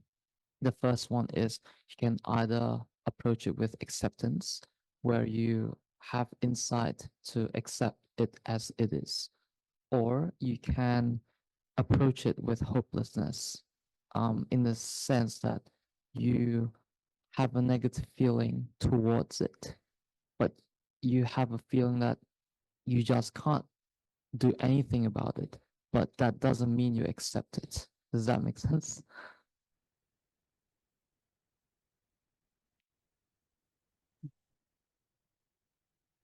Yes, okay. Okay. Okay. So, Tom, do you have a follow-up question, or are you content with that? Okay. Sort of. maybe you think about it and then let us know. If anyone else has a question, just pop up your hand and Mike will bring it to you. Thank you. Good afternoon. I just want to find out a few questions for me. How do I keep awake while I'm doing meditation? That's number one. And the second one, bagaimana caranya supaya tetap bangun, enggak ketiduran saat meditasi? And the second one was, is it the meditation thing is main is to slowing down the pace because we are living in the busy place or busy work? Because I can feel it like, oh, this is the slowing down. Thank you. Oke. Jadi pertanyaannya bagaimana biar nggak ngantuk? Iya. Pertama adalah sebelum kita menghadiri program ini, pastikan malamnya istirahat dengan baik. So the question was, how do we stay awake during meditation? And to that, I said, well, before the program, make sure you get a good night's sleep beforehand. And then, kemudian jika merasa ngantuk, ada yang bisa kita lakukan yaitu menggosok tangan kita sampai hangat, lalu menempelkannya di sekitar mata kita. The other way is during meditation is to rub your hands until it feels warm to you, and then place it onto your face. Tetapi kalau kita lakukan di ruangan ini akan menimbulkan suara dan akan mengganggu. But if we were to do it here, it would be very noisy and will disrupt other people. Jadi salah satu caranya ya bisa pergi ke restroom untuk mencuci muka biar segar. So the next step is to go to the washroom and wash your face. Itu yang pertama. Yang kedua, kenapa bisa ngantuk? Karena perhatian kita belum tajam. So that's the first one. And the second reason is when you do feel asleep, that's because the mind hasn't been sharpened enough. Ya. Jadi sehingga ketika kita berniat untuk melakukan meditasi, maka kita harus membangkitkan energi kita, semangat kita, atau wirya kita. Such that when doing meditation, if you were to stay awake, you would have to like evoke your spirit, your energy within you to stay awake, basically. Itu untuk jawaban pertanyaan pertama. Lalu pertanyaan kedua, kenapa kita melakukannya semuanya dalam kondisi yang pelan? Seolah-olah semuanya jadi slow down. Second question was, why do we have to do it in such a slow pace? Dengan kita melakukan segala sesuatu dengan pelan di saat ini akan membantu kita untuk bisa melihat dengan jelas. By doing things slowly, we would be able to view things more clearly. Contohnya ketika kita nonton film. For example, when we're watching a movie, jika film itu berlangsung dengan sangat cepat, if the movie gets played really fast, kita tidak akan mampu melihat apa yang berlangsung dengan jelas. We won't be able to appreciate what we're seeing at the time. Tetapi jika film itu kita putar dengan lambat, kita perlambat. If we play the movie at a slow pace instead, kita bisa mendengar apa yang mereka katakan dengan jelas. We can clearly hear the dialogue in the movie. Kita bisa melihat adegan demi adegan dengan jelas. We can see each scene more carefully. Begitu juga dengan fisik dan mental kita pada saat kita melakukan mindful meditation. Same applies when we observe physical and mental phenomena during our meditation. Contoh sederhananya dalam kehidupan sehari-hari, saya yakin dan percaya pada saat kita jalan, kita tidak sadar kaki mana yang sedang melangkah. A simple example is when we're walking in our everyday life. I guarantee that we won't be aware which leg is currently being risen. Tetapi saat ini, katakanlah kita ketika melakukan meditasi jalan, kita menyadari setiap langkah kaki kita. However, when we're doing the walking meditation, we are made aware of each step that our leg is doing. Bagaimana perubahan kaki kita dari diangkat, diayunkan, dan diletakkan. How our leg changes from being on the ground, being swung, and then step onto the next step. Di sini kita bisa merasakan lebih jelas sensasi yang terjadi. This slowly allows us to feel every sensation of our legs. Ketika muncul fenomena mental maupun fenomena fisik, kita bisa menyadarinya dengan lebih mudah. This way, when we experience physical or mental phenomena, we would be able to notice them more easily. Dan contoh fenomena yang muncul adalah bentuk-bentuk pikiran. Examples of these phenomena are different forms of thinking. Di sana kita bisa menyadari bahwa pikiran yang muncul di detik pertama dan detik selanjutnya berubah dengan sangat cepat. We can observe that the thoughts that happens at the first second will change in the next second. Dan di sini juga bisa membantu kita untuk melihat adanya perubahan. And this allows us to see that there is indeed a change in our thoughts every second. Pikiran-pikiran yang muncul, kita tidak bisa mengaturnya untuk selalu muncul pikiran-pikiran yang menyenangkan saja. We can't control the thoughts that come up to us every second. We can't make them happy thoughts all the time. Ini menunjukkan bahwa bagaimana dukkha bekerja. This demonstrates how dukkha works. Ketika kita tidak bisa hanya menentukan pikiran baik yang saja yang muncul, ini menunjukkan bagaimana anatta bekerja.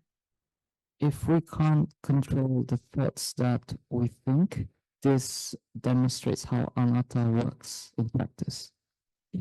Kenapa? Karena kita tidak bisa memunculkan hanya pikiran-pikiran yang menyenangkan saja. Because we cannot just create the thoughts that we want, the thoughts that are pleasing to us. Menunjukkan bahwa di luar kendali kita. This shows that our thoughts are actually out of our control. Jadi kenapa dengan kita melakukan sesuatu dengan pelan, By doing meditation at a slower pace, akan membantu kita untuk memahami 3 karakteristik kehidupan ini. will aid us in understanding the 3 characteristics of life. Secara teori, mudah bagi kita untuk memahaminya. In theory, it is easy for us to understand it. Tetapi, untuk memiliki pemahaman yang benar-benar muncul dari kebijaksanaan, However, to understand it based on insight or wisdom membutuhkan pengalaman batin melalui meditasi. requires an experience that can only come through meditation. Itulah bagaimana meditasi vipassana bisa membantu untuk memunculkan insight. That is how the vipassana meditation can help in achieving insight. Okay, any question else? There's a question online, and then maybe we can come back to the in-person audience. So this person asks, I have been practicing meditation for 30 minutes a day for a year now, but the distraction still arises and have not improved. Can you give me any tips to help? Okay. Ya, sebelumnya saya akan menjelaskan kita manusia itu apa sih? First of all, I will explain us humans. Ya, manusia terdiri dari mental dan fisik. Humans are comprised of physical and mental aspects. Secara fisik kita memiliki tubuh ini yang terdiri dari 4 unsur. Physically, our body is composed of 4 elements: Elemen panas, heat, cair, liquid, angin, wind, dan padat. and solid. Ketika keempat elemen ini tidak bekerja dengan seimbang, When all these 4 elements are not working in balance, kita akan merasakan ketidaknyamanan di tubuh ini. we will experience discomfort in our body. Ini adalah hal yang sangat normal ketika kita merasakan ketidaknyamanan di tubuh ini. That is perfectly normal when we in such situation. Lalu mental. Mental manusia terdiri dari 4 secara umum.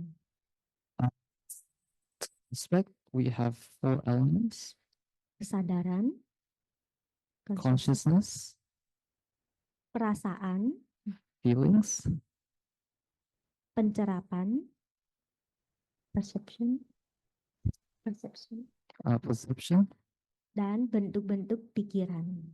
and thoughts. Yang bisa mempengaruhi kita adalah perasaan dan bentuk-bentuk pikiran ini. The one that easily affects us are feelings and thoughts.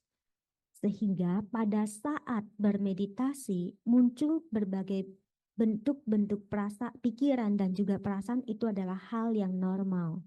Such that when we're doing meditation and different forms of feelings and thoughts arising, those are perfectly normal. Ketika itu terus muncul dan muncul, maka kita harus mampu menyadarinya dengan baik. If these feelings and thoughts keep coming, then it is our job to be able to observe them more. Contohnya seperti dalam ruangan ini For example, in this room, ada banyak nyamuk. there are a lot of mosquitoes. Kita mampu menangkap nyamuk ini satu persatu, We can catch each mosquito one by one, maka lama-lama nyamuk ini akan hilang. and then slowly these mosquitoes will disappear. Ya, keterampilan menangkap nyamuk ini adalah keterampilan sama halnya dengan membangkitkan perhatian kita. The skill to catch these mosquitoes is the same as catching the thoughts and feelings that arise during meditation. Sehingga kenapa pada saat kita melaksanakan mindfulness meditation atau vipassana meditation, Such that when we are practicing vipassana meditation, selalu disarankan untuk mencatat, it is recommended to take a mental note, sehingga dengan kita mencatat maka itu akan membantu kita untuk bisa mengenalinya dengan baik semua fenomena yang muncul.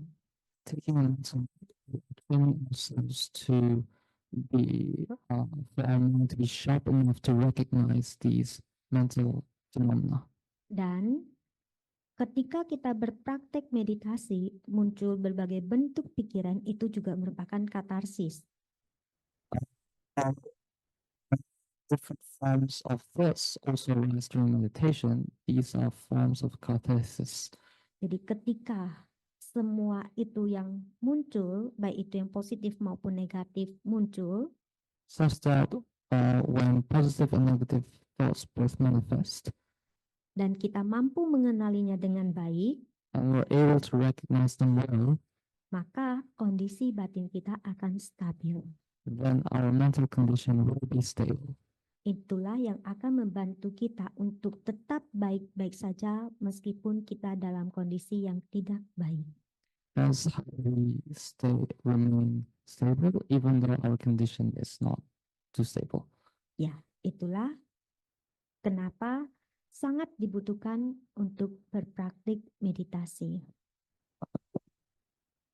Itulah kenapa sangat dianjurkan untuk melaksanakan meditasi. That is why it is encouraged to practice meditation.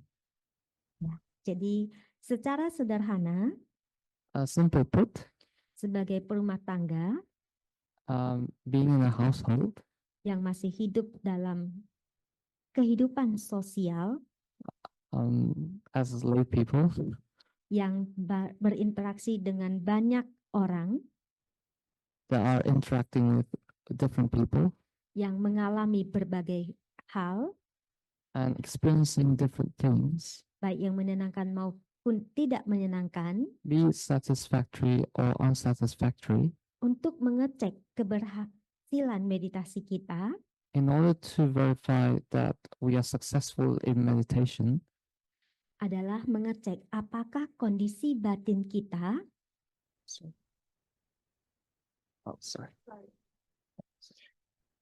adalah dengan cara mengecek kondisi batin kita, is to assess the condition of our mental state, apakah sama tenangnya whether we are as calm seperti pada saat bermeditasi, as when we were doing meditation, pada saat menghadapi kondisi yang tidak menyenangkan dalam kehidupan sehari-hari. when we're faced with unwanted events in life. Jika belum, maka kembali duduk bermeditasi. If you are not as calm when faced with unwanted events, then you should go back to meditation. Jadi sangat sederhana untuk mengecek keberhasilan meditasi ini. So it's very simple to see if you're successful in meditation or not.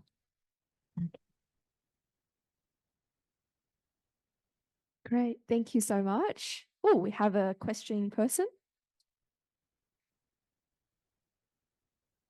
I can.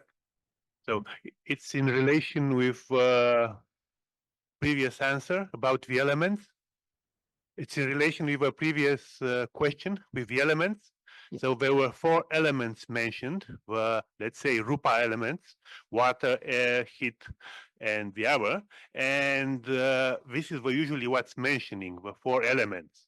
There are additional suttas which mention 6 elements, which include space and consciousness, akasha and vijnana. And now she mentioned about the mental elements, which she mentioned space, consciousness, perception, and thinking. So are we dealing with 4, 6, or 8 elements? Okay, what I mentioned here is commonly, because when the Buddha teach the disciple, they will see who they are. What I mentioned here is very common things. So normally for the common human being, yes, we have panchakanda. Panchakanda consists of mental and physical. Mental commonly, not in detail. Commonly, we have 4 elements. And then for the mental, also commonly, not in detail. If we want to know about our mental in detail, we should go through Abhidhamma. So the common thing, we have 4 kinds of things. Okay. Thank you. Helps. We also have a question online and then we'll come back to in person. So Nikki asks, in relation to the first gentleman's question, how do we change hopelessness to acceptance? If we just keep practicing Vipassana meditation, will it just happen naturally? Or is there a way to speed up the process? Okay, so I will answer in Indonesian bahasa, then Dennis will help us. So, okay. Pertama yang harus kita pahami adalah pasrah. Ya. The first thing that we have to understand Pasrah itu berbeda dengan penerimaan. is that hopelessness is different from acceptance. Pasrah kita tidak melakukan apapun. Hopelessness means doing nothing. Tetapi penerimaan, kita bisa menerima apa yang ada pada saat itu. However, acceptance means accepting the event as it is. Karena kita mampu memahami segala sesuatu sebagaimana apa adanya. As we are able to understand and see the event as it is. Dan ada upaya untuk mewujudkan apa yang kita harapkan. And there is an effort to materialize what we want.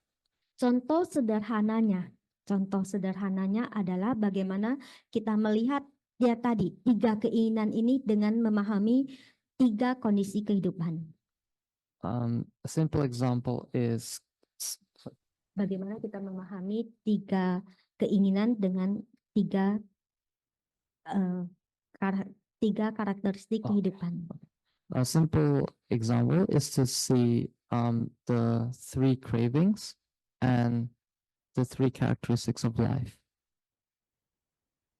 Contoh sederhana dalam kehidupan sehari-hari. A simple example in everyday life.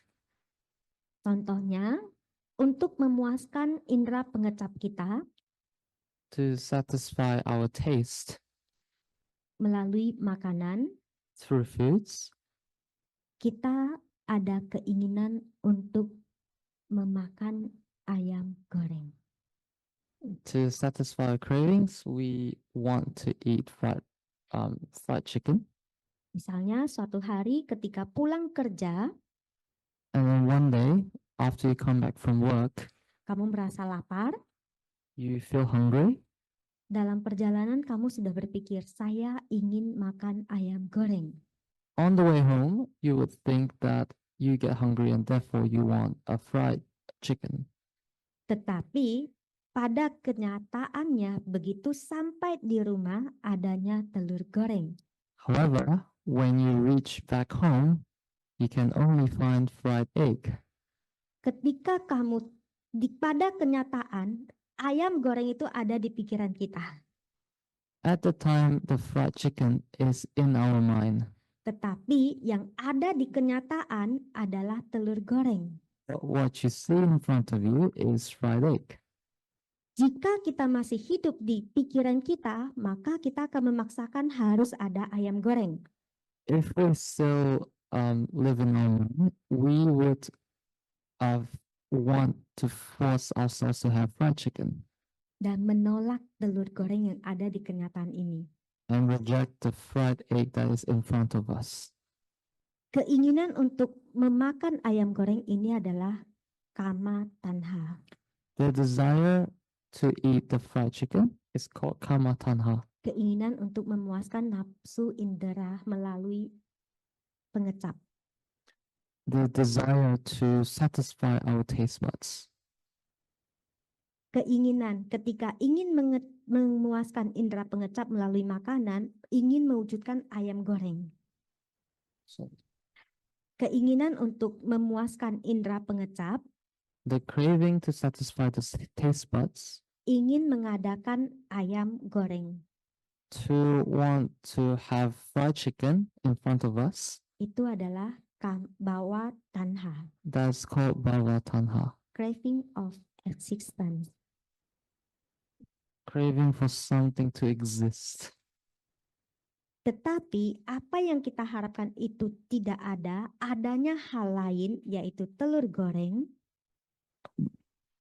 But the craving to not want something that's in front of you, Adanya hal lain, of the existence of other things that's separate from your main craving, kita menolaknya. we reject it. Ini adalah wibawa tanha. And that's called vibhava tanha. Ketika kita menolak inilah, When we reject these, ini adalah sumber penderitaan that yang membuat kita menderita. is the source of suffering. Jika kita mampu menerimanya, maka akan tidak bermasalah. If we are able to accept it, then there won't be any problems. Yang kita mau ayam goreng adanya telur goreng, When we want fried chicken, but we only have fried egg, kita menerima telur goreng ini. we accept the fried egg as is. Selesai. Tidak And pendapat. Ini dan bagaimana ini bagaimana penerimaan ini membantu kita bebas dari penderitaan. How does this analogy help us be free from suffering? Di sana juga, oke, hari ini adanya telur goreng. Saya akan pergi ke supermarket beli ayam untuk membuat ayam goreng besok. Oke, sekarang adanya hanya telur goreng. Saya terima. In the form of acceptance, I would say I only have fried egg at the moment, and therefore I will go to supermarket the next day to get chicken. Ini penerimaan di mana ada usaha untuk mewujudkan apa yang diinginkan. This is a form of acceptance where you try to materialize your cravings. Tetapi kalau pasrah, But in the case of hopelessness, ya sudahlah, adanya telur saja. you would accept with a heavy heart that if there's just fried egg, so be it. Selesai, hanya sampai di situ. That's it. Tidak ada upaya selanjutnya. And there is no effort from there on. Dan bagaimana memahami 3 karakteristik ini, kita meyakini bahwa hidup itu selalu berubah. How to believe these 3 characteristics of life? Well, first of all, life is always changing. Hari ini tidak ada, besok bisa jadi ada. If there's nothing today, there may be some tomorrow. Hidup itu tidak selalu tidak memuaskan. Life is not always unsatisfactory. It's dukkha. It's dukkha. Adalah wajar jika apa yang saya inginkan tidak terpenuhi saat ini. Is that dukkha can be defined as if I want something that cannot be done now, that Adalah wajar. Hal yang alamiah. is natural. Ya. Dan bagaimana kita memahami anatta? Ketika kita memahami anatta, kita bisa memahami bahwa tidak semua hal yang kita inginkan itu bisa kita wujudkan, bisa kita kendalikan. And the form of anatta is accepting the fact that whatever we can't have now, we can. Kita tidak bisa mewujudkan. Okay. Sorry. Kita tidak bisa mewujudkan. Mewujudkan apa yang kita inginkan. In the form of anatta, it's defined as we cannot manifest what we want. Jadi ini menunjukkan bagaimana memahami keinginan dan memahami 3 karakteristik kehidupan ini membantu kita bebas dari penderitaan. This shows that understanding craving and understanding the characteristics of life can help us be free from suffering.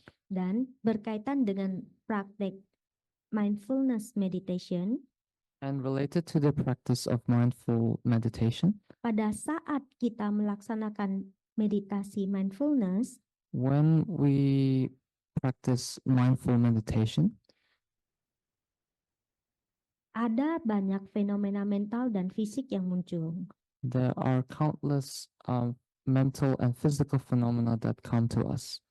Di sana kita segala fenomena mental ini selalu berubah-berubah. And these countless phenomena are never the same. They're always different from one another. Kita tidak bisa mengharapkan hanya fenomena yang menyenangkan saja yang muncul. We can't expect these phenomena to always be pleasing to us. Di sini sudah menunjukkan adanya dukkha This demonstrates that there is already dukkha dan anatta. and anatta. Kita tidak bisa mengendalikannya. We can't control these phenomena. Ketika kita mampu menyelami melalui vipassana meditasi ini, Ketika kita mampu menyelami melalui meditasi vipassana, once we've spent enough time with vipassana meditation, maka di sana akan membantu kita untuk mampu melihat segala sesuatu sebagaimana apa adanya. that allows us to view things as to be very clear as they are. Dan di sana wibawa tanha tidak akan muncul. And once you practice vipassana meditation enough, vibhava tanha will not. Jadi di sini kita bisa melihat bahwa dengan demikian vipassana bhavana akan sangat membantu kita untuk bisa terbebas dari penderitaan. That way, we'll be able to see that vipassana meditation can free us from suffering. Yeah, I think Thumbs up if from I Aya. nervous, then it's okay. It's good job. Okay. Good. Okay. Any other questions? Otherwise, we'll go to a break. And oh, we have one. Okay. We just have. Sorry, just a moment. I'm Mariani from Jakarta too. Just wait. Okay, no. Yeah. Why meditation is considered like the highest level of good deed between dana, sila, samadhi? Meditation is the highest level of good deed. But instead of that, we are doing nothing. Why it's considered the highest level of good deed? Thank you. Okay, why meditation is considered at the highest level of merits, doing merits? Yes. The first in Dhammapada, Buddha said, mind is the foremost for everything in our life. Yes, even as the leader of our speech and our deed. That is why meditation is the highest level of merit. While meditate, we try to train our mind to always not to arise bad thing. Right? Jadi kenapa meditasi dikatakan sebagai kebajikan yang paling tinggi? So the question was, why is meditation considered one of the highest merits? Oke, karena pada saat melaksanakan meditasi, Because when we're practicing meditation, kita melatih pikiran kita we are honing our mind untuk selalu to always mengembangkan pikiran-pikiran yang baik develop wholesome thoughts dan tidak memberikan kesempatan pikiran buruk untuk muncul. and not giving an opportunity for unwholesome thoughts to appear. Ketika kita mampu berpikir dengan baik, When we're able to think only of wholesome thoughts, maka kita akan mampu berbicara dan berbuat dengan baik. then we will be able to speak and act in a wholesome manner. Di Dhammapada ayat pertama, In Dhammapada, in the first verse, Buddha sudah sangat jelas mengatakan kepada kita, Buddha has made it very clear to us, pikiran adalah pelopor segalanya. thought is leader of everything. Itulah kenapa meditasi merupakan salah satu kebajikan yang tertinggi. And that is why meditation is one of the highest merits. Excellent answer. Thank you so much, Aya. Actually, there was another part of the question too, because the questioner also asked, when meditation, you're just doing nothing. That's a common misconception about meditation doing Yeah. nothing. Actually, not everybody can do meditation. Faktanya di sini yang duduk di sini hanya berapa orang. Well, the fact is not everyone can do meditation because there's only a handful of people here. Ya, kita lihat di taman lebih ramai daripada di sini. We can see that there are more people in the park than in this room. Jadi doing nothing is harder than do something. Okay. Absolutely. So we have a question online. Aya, what place does jhana have in your view? I guess this person's asking, what place does jhana have in your view? Jana ada kepentingan apa menurut ayah? Jana ada kepentingan apa menurut ayah? Oke, jana ada kepentingan apa? Sebagai di sini saya akan menjawab untuk kebutuhan perumah tangga. Well, the question was, what place does jhana have in Aya's view? And Aya will explain in the context of lay people. Dalam kehidupan sehari-hari, apakah jana itu sangat penting? In everyday life, is jhana important to lay people? Yang paling penting bagi perumah tangga dalam melaksanakan meditasi What's most important for lay people to practice meditation bukanlah jana. is not jhana. Kenapa saya katakan demikian? How so? Karena pada saat ini Because at this time, banyak sekali perumah tangga there are a lot of lay people. mereka mengejar jana, They chase after jhana. mereka lupa kewajiban mereka sebagai perumah tangga. They forget their responsibility as a household member. Mereka kenapa saya katakan demikian? Mereka sibuk untuk bermeditasi. Mereka sibuk bermeditasi. They are too busy meditating. Mereka lupa menjalankan kewajibannya sebagai perumah tangga yang memiliki kewajiban mencari nafkah untuk keluarga. They abandon their duties to their family to raise the family. Sehingga jana yang menjadi baik, jana yang seharusnya baik, such that jhana that's supposed to be wholesome menjadi masalah di rumah tangga mereka. becomes a problem in the household. Kepentingan saya di sini lebih mengatakan kepentingan meditasi bagi perumah tangga daripada jana bagi perumah tangga. The topic of Aya's talk is more about the importance of meditation for the household, not the importance of jhana for the household. Ya, jadi sekarang yang ingin saya lakukan adalah mempromosikan bagaimana meditasi bisa dibawa dalam kehidupan sehari-hari. What Aya wants to convey is to promote the benefits of practicing meditation in everyday life. Sehingga meditasi yang begitu indah benar-benar bisa memberikan manfaat bagi perumah tangga.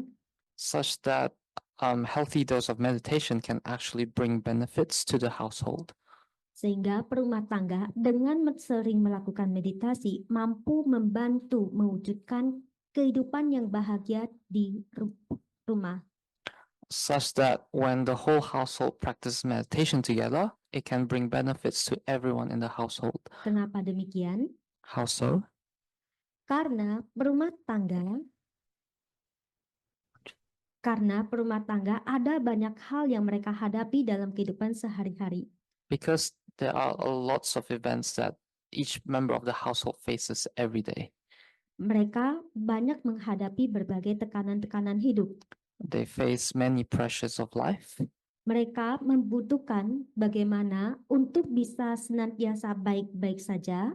They need a way to be mentally resilient dalam kondisi yang sedang tidak baik-baik. In unfavorable conditions. Hanya dengan bermeditasi yang mampu membantu mereka untuk itu. Only through meditation can they achieve this mental resilience. Jika benar ingin mencapai jhana, if they do want to attain jhana, maka harus melakukan meditasi secara intensif. Then they will have to practice meditation intensely. Sehingga kamu harus menyelesaikan tugas sebagai perumah tangga terlebih dahulu. If you were to do that, then you would have to complete your duty in the household first. Setelah itu, bermeditasilah dengan intensif dan pasti akan mencapai jana. Then you can continue to do meditation intensely until you attain jhana. Dan mencapai hal-hal lainnya dalam meditasi. And attain enlightenment, or attain other things that can only come by when you practice meditation intensely. Iya. Jika kita tidak berhati-hati dengan meditasi ini, If we are not careful with meditation, ini akan terjadi seperti Dewa Data. this will happen the same way as Devadatta. Kita tahu Dewa Data memiliki kemampuan batin yang luar biasa, We know that Devadatta possessed a vast spiritual skill, tetapi belum mampu mengikis kekotoran batinnya. but he was not able to wash away his defilements. Kemampuan batin yang diperoleh oleh Dewa Data, kekuatan batin yang diperoleh oleh Dewa Data The spiritual power that Devadatta attained adalah hasil dari pencapaian meditasi. was the result of meditation. Sehingga di sini tujuan kita adalah untuk mengikis kotoran batin. So that the final goal of meditation is to wash away our defilements. Jadi itu adalah fokus utama kita, bukan pencapaian jana. So the main focus of meditation should be to wash away these defilements, not to attain jhana. Ketika kamu When you mampu untuk tetap baik-baik saja when you are able to stay fine dalam kondisi yang tidak baik, in unfavorable conditions, mari kita bicara lebih lanjut tentang jana dan tingkat kesucian lainnya. then we will talk more about jhana at the time. Ya, Thank you, Aya. What a beautiful answer. Are there any questions in person or online? No? Okay, we'll have a little break then. So we've got some tea and desserts that our volunteers kindly helped to set up. So we've got around 30 minutes. So now it's 2:45, 2:46. So we'll come back at 3:15 p.m. for the rest of the day. So we have a little break. Feel free to have some tea, some dessert, some in the kitchen area. So very often we come to the end of a day of practice like this or a retreat, and some people ask, so how do I bring this back home? How do we make this real in our day-to-day life, especially for those who may be quite busy and those who may find it difficult to take a whole day out? So do you have any tips on how we can practice more in our day-to-day life? okay. Yes, I understand that as a household, you have so many things to do in your daily life. Many people said, I have no time to do meditation. Just now I got a question. How to do meditation? I'm very busy. If I help somebody, then I have to postpone my meditation. This the second time I got the same question. So meditation, not merely sitting and closing your eyes. No. We can do meditation anytime, anywhere. How to do? While doing whatever you do it mindfully, carefully, and with loving kindness. That's meditation in real life. The most important thing is how we can practice meditation in real life. Is it easy for us to meditate with sitting and closing eyes? But how to meditate with open eyes? That's not easy. So, how to bring meditation in our daily life is what I said before. Whatever you do it mindfully, carefully, and with loving kindness. That is meditation in your real life. On the other hand, you also can do at least 15 minutes meditation every day in the morning when you wake up. Before you do other things, then you can just sit and then do some meditation for 15 minutes. Very simple meditation is breathing meditation. Please don't do it in lying position. Otherwise, you will fall asleep again. Then will blame me. It's because Ayah suggests me to do meditation in the morning. Yes, I do suggest you to do meditation, but not in lying position. Sitting position, okay? Do meditation in sitting position with object breathing at least 50 minutes. It will very refreshing. Yes, that's. Oh, we have a question from Bill. Just, yeah. It's not a question, but in response to what you're saying, one monk who gave us a talk said, you wouldn't dream of leaving the house of a morning before you cleaned your teeth. He says, likewise, you don't leave the house before you've done your short meditation. Yeah.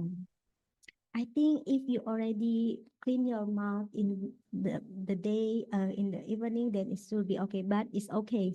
So to do, yes, it's okay to do so. Yes. Great. If there's no other questions, I had a question as well. So today we learned about the cause, sorry, the causes of suffering. So some of those that you very skillfully used the analogy of fried chicken or fried egg to describe. So for example, a fried egg in front of us, we really want it. That's when craving arises. So I was curious, what exactly is the alleviation of suffering? Is it that there's no craving arise, or there's no craving, aversion, or delusion arising? Or is that when these hindrances arise, we are able to be aware of it and catch it straight away and not follow it, like follow the defilement? So what exactly is this alleviation of suffering? Okay. There are several levels. What for the like now, we still a common human being. The level is very simple one, is when we could to accept everything as they are, by accepting the egg, fried egg. But for the highest level is the total cessation of defilements, not live in the delusion. We could in the final stage, cessation of delusion, that's the final, the highest stage. But now we still very fundamental stage. So that's the first step for us to hold, to free from suffering. So is what you're saying, when it's the final state, craving, aversion, delusion will not arise? Yes, that's Arahant, the highest one. Thank you.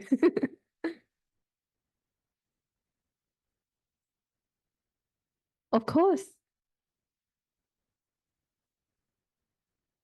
First of all, thank you very much for the explanation previous question.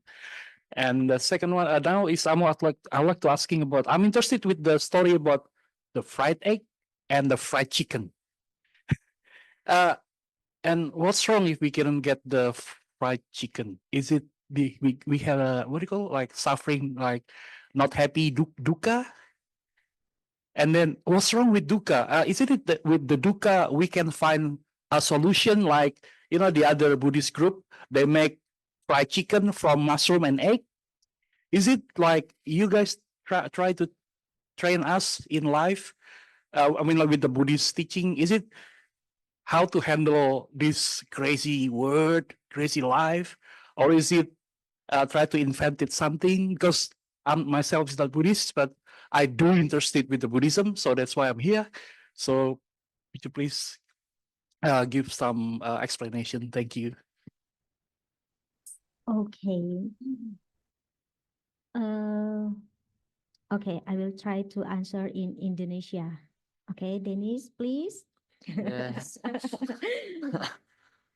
Oke, tadi dikatakan bahwa ketika tidak dapat mewujudkan ayam goreng, tapi berusaha untuk mencari yang lain, seperti bagi yang nggak makan ayam goreng, mewujudkannya dalam bentuk ayam goreng dari jamur dan sebagainya.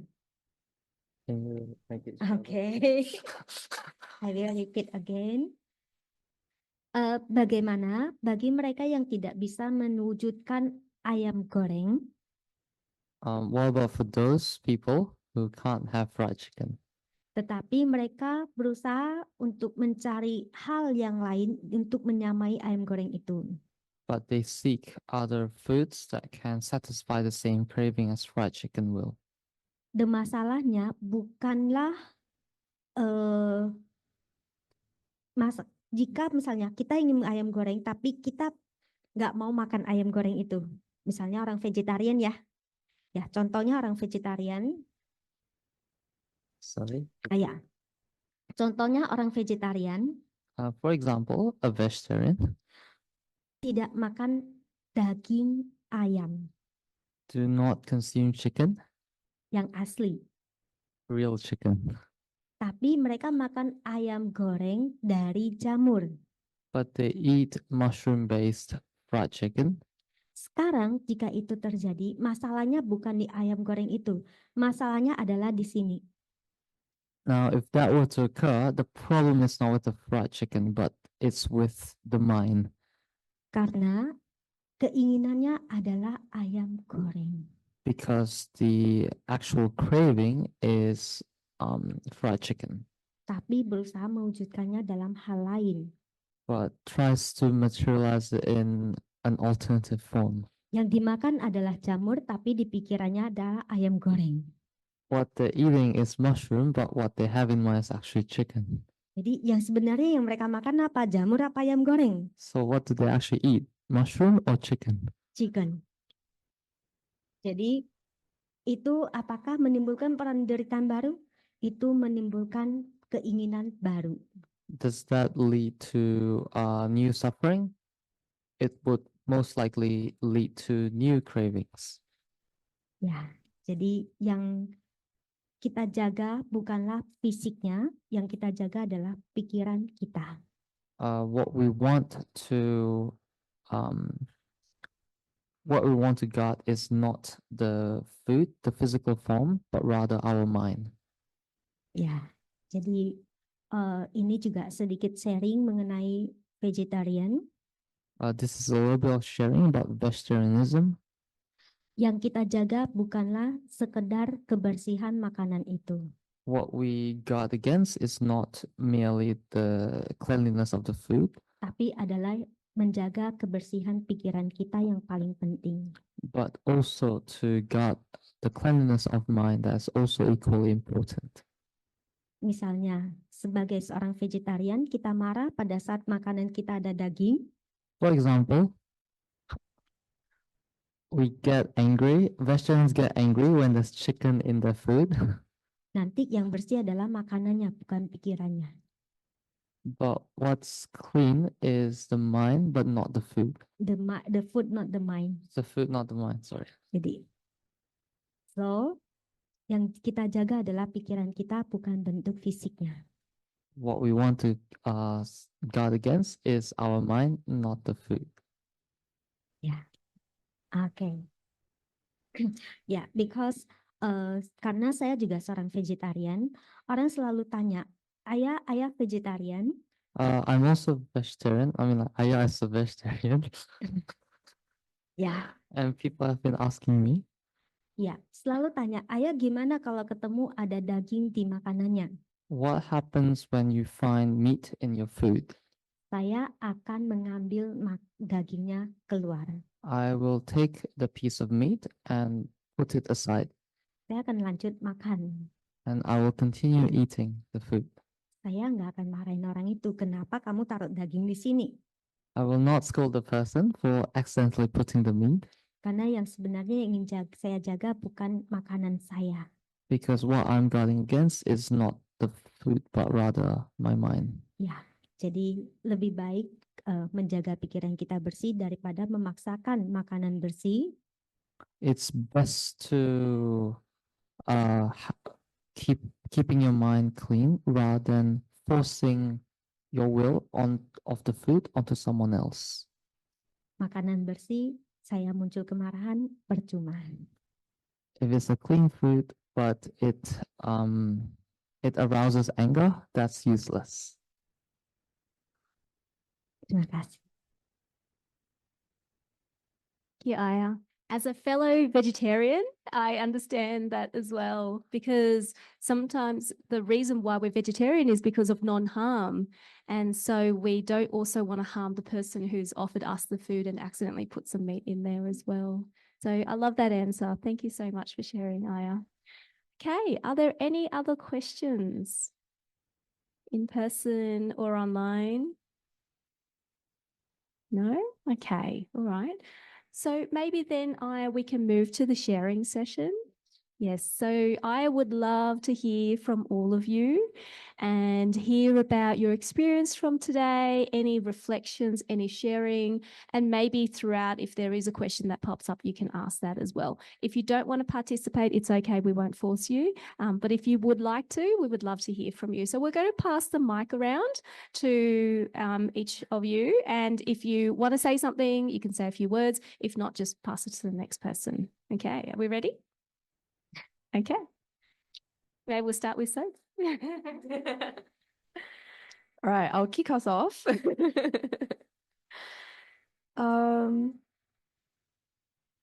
This was a wonderful day for me.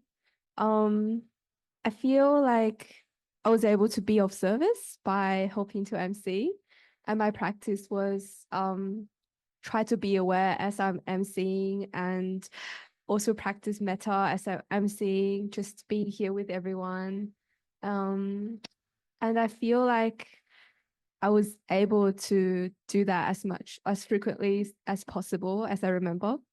And Aya's teaching is wonderful. I love Aya's answers, Q&A here and also at Metta Center, beautiful answers coming from your practice. And today would be one of the first times that I practice Mahasi strictly, like the walking. I loved it. Like before I was a little bit like question noting, like, oh, does that distract the mind? But I find that it really helps to stabilize the mind, and eventually the noting just fades away and the moment becomes more granular and more granular and more granular. And then you just with everything that's there. So such a beautiful practice. Makes me curious about Ahasi, and yeah, like wonderful time I've had today with from learning from Aya and spending the time with everyone here and co-MCing with Tina. So I will pass on to you. Sorry, I don't know your name. So I've done meditation before, but I've never done like a 1-day meditation, especially like the walking meditation and the tea meditation. So it's like something new that I learned today. And like I just feel like so relaxed, yeah. Because the thing is that like, like my work is kind of like busy. So like I just had like a wonderful time, like, meeting like a new friends and like Aya as well. So thank you, Aya. I am Mariani from Jakarta. So this today is like a short retreat for me. I had my retreat like last 4 months ago. So after my retreat, 10 days retreat, so I try to practice meditation in my daily life, like 1 hour a day. And but this month, like I don't do it like regularly, and still and like like go back to my like my habit that at retreat I feel very sleepy after lunch. so I just realized that okay, I'm back to me again, that my first retreat on like 4 months ago, that feel very sleepy, cannot aware because when our stomach's full. So yeah, this like a reminder for me that I have to practice. If like we stop practicing, we like, just can easily like go back to ourselves before. Thank you for today, for Metta Center, and for Erika. Yeah, thank you so much.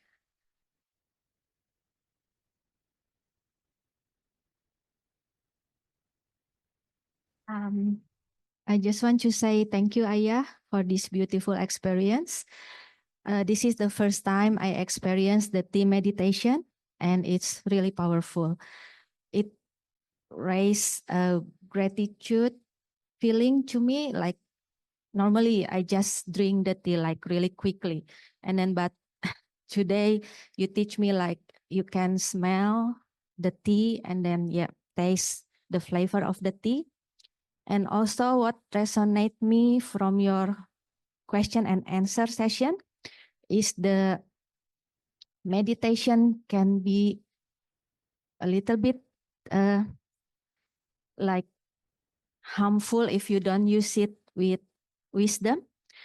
Like I can feel it, like sometimes I have this spiritual ego, like we think like we meditate and then we think that we are better than those that do not practice. So I think that's really the bell of mindfulness for me. And also the teaching about the vegetarian, like I'm not a vegetarian, but that's really beautiful teaching. Like we have to guard our mind instead of the physical phenomena. So thank you. First, I would like to say thank you, Valley and Jackie, because they, from them, I know to come here today. And thank you all for the organize the talk and the food. Everything's very nice, and also the meditation. I rarely do it, but as a team, as Valley said, very consistency. So when I get post and like distract and I see everybody still doing, so I'm back to the meditation. And the other one, I will try to remember, like when get frustrated, like I said about the water and the mud. So I try to calm and make it clear thoughts so that can help. Yeah. Thank you, everyone. Thank you, Aya, for such an insightful session. It's actually very well organized because we get the taste of every different type of meditation.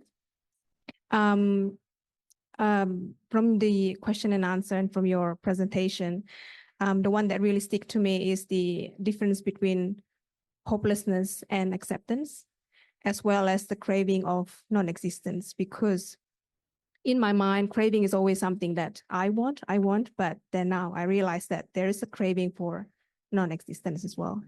So hopefully I will remember that and practice that in the daily life. Thank you, Aya. Thank you so much for Aya and everybody for organizing everybody and put everything for sitting meditation, walking meditation, tea meditation, for everything.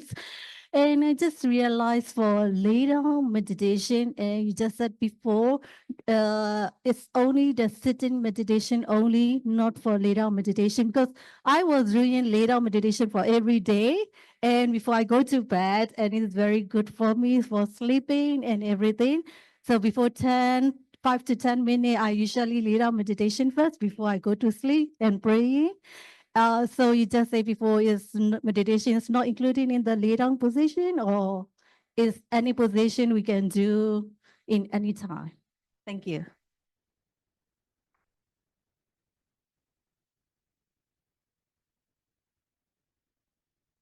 G'day. Yeah, I really enjoyed today. I can't believe that I realized just by drinking tea that I was so motivated by like escaping dukkha, you know? Like it's really weird. Anyway, very, very sort of just like the heat of the cup. Then I was like, yeah. Well, never normally anyway. So yeah, I really enjoyed that. And the PowerPoint was amazing, very systematic and great. So thanks so much.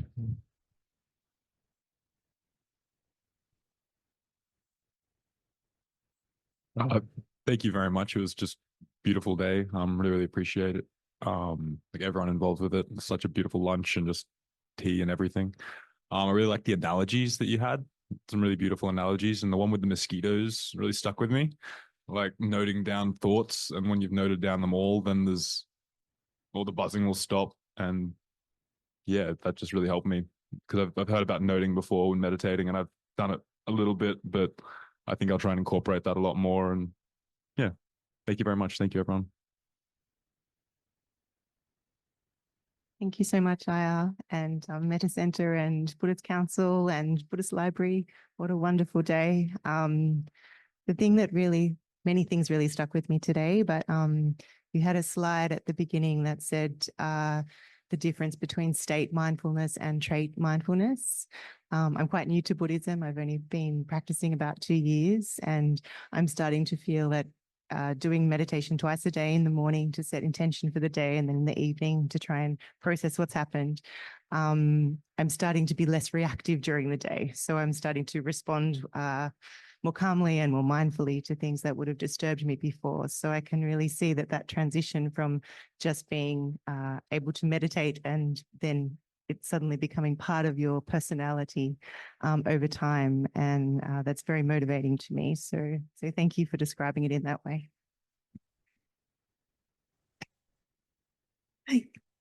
Thank you, Aya, and everybody who organised it today.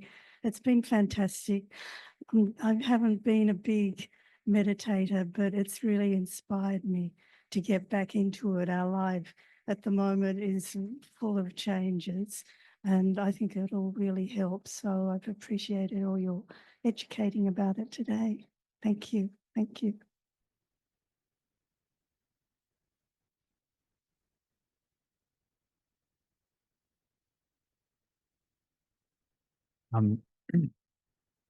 Thank you so much for your teachings. I think all of the great points that have already been raised by people are exactly how I feel. Your analogies are amazing, very clear and concise expressions of the Dhamma. The PowerPoint was, as pointed out, really a systematic way of, for me, I respond to that kind of visual presentation, and it was such a beautiful, systematic, structured way of conceptualizing otherwise complex notions. So I found that I'm very grateful that you brought that to us. I'd never experienced walking meditation before. I'd never done that. So that was a beautiful new way of being mindful, very different to sitting, which is what I'm used to. So yeah, much gratitude. Thank you. Thank you so much. I just want to set an intention here to all the realized one. May your compassion lead us to happiness and liberation. To all the realized one, may your compassion lead us to happiness and liberation. Thank you. Thank you, Aya, and thank you for all the organizers for the excellent event. I really enjoyed it, especially the meditation component of it from an applied perspective of Buddhism as opposed to the theoretical components. I think you managed to lead us through a number of sessions that will help me in continuing the path of meditation in multiple avenues, not just the sitting meditation, but the other aspects of it as well, including the walking meditation, which is something that potentially I could be doing on a more regular basis when if I can't sit down and wait for a long period. So thank you. Thank you very much for the day. The meditations were very boring. And that's a good thing because it was showing how my mind was jumping all over the place and wanting to go and get entertained and go and do things. I think it's settled down a little bit by now. And making a mental note really took that to heart and can see how that's very helpful and leading to resilience of things that happen during the day. And of course, my hot topic about hopelessness, that little discussion has certainly helped me to think about ways, come up with some ideas about how to talk to people about hopelessness they may be feeling around the modern crises, ecological crises and things. So thank you for that.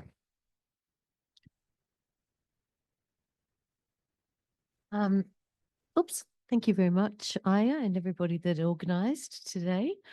I've been coming to the Buddhist Library for over 40 years, so it just feels like coming home, to be perfectly honest.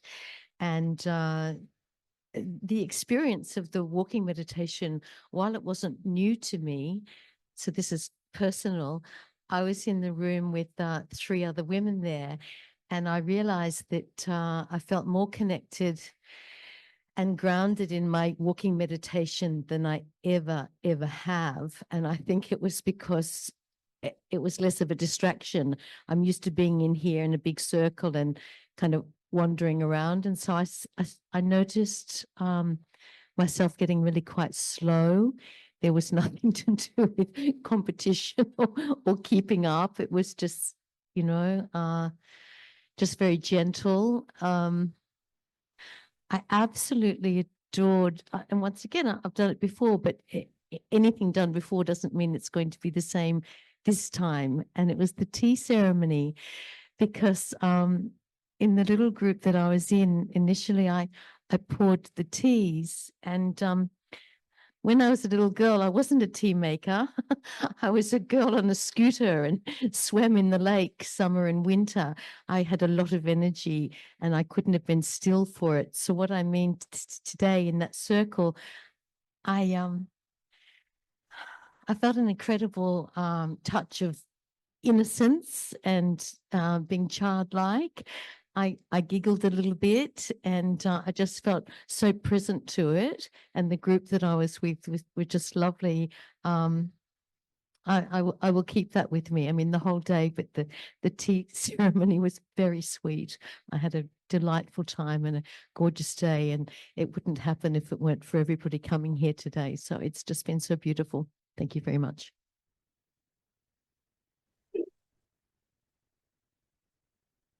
I would like to say thank you to Aya, to Metta Center, to Buddhist Council and the Buddhist Library for organizing this opportunity for me to come and do my practice again.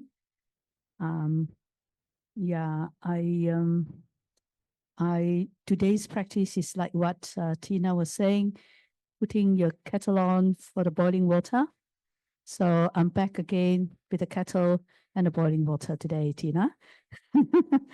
I think, I have been missing out on my meditation for quite a long break because I've been away for quite a while. And it's back to some of all those experiences again in meditation. And I'd like to share my walking meditation, which is my favorite way of meditation. And I noticed that I can actually feel the energy in my head, jumping, and actually the energy coming from my foot or my feet coming all the way up to my head. And then I can actually feel the push of energy in my head that keep going, that kind of thing. So it was very positive, and it's very good to get the opportunity to connect again with what's happening inside my body, which I think I also realized about what Aya was saying about the anatta and the anicca, because it's ever changing. The energy is always changing from the feet up to the head, and from the head up back to the feet, and so on, and keep going forward. And the anatta will be like, hey, it's not me, it's the energy that's going. So thank you so much again, Aya, for having that clarification. And really value that experience. Thank you again.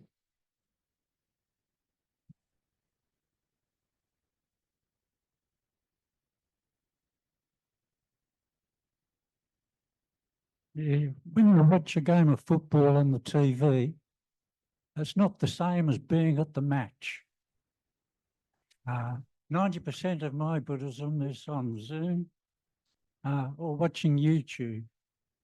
So for me, it's really great to get amongst you all here today, you know, in a live atmosphere. Yeah, so, and thank you, Aya, for coming all the way from Indonesia to teach us your pearls of wisdom. Hi, Nobia. First of all, thank you for generosity. I confess that yesterday and at night, I couldn't sleep because I was like kind of anxious for today. And it was something I failed sometimes, many times in meditation, because of course, mind, it's loud yell with my thoughts. And it was amazing what happened today. And since the first meditation, oh my God, what is that? And it's I think that the energy, and like you said, the environment and the principles and the teaching, what you taught, it was crucial for this happen. Thank you so much. Thank you, everybody. I'm Minnie. First of all, I want to say thank you, everyone. Thank you, Aya. Thank you, organizers. The one that I love about here is what Aya said. Before you come for the meditation, you need to have a good rest. But that's not happened to me. I was tired. I mean that I was have couple of activities. Before that, my lab is quite quiet. So for the first session, I really concentrate. But the second session, I a little bit doze off.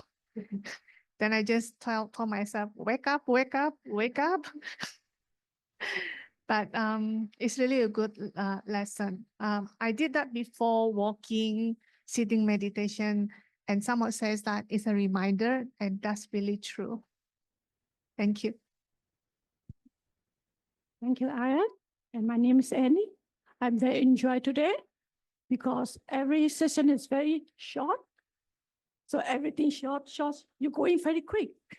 You like, oh, very quick, going one day. And everything you can enjoy. So you are feeling, oh, very quick. Another says, oh, very quick. So you feel it's very good and very happy and very enjoy. So thank you very much for everybody. And thank you, Aya.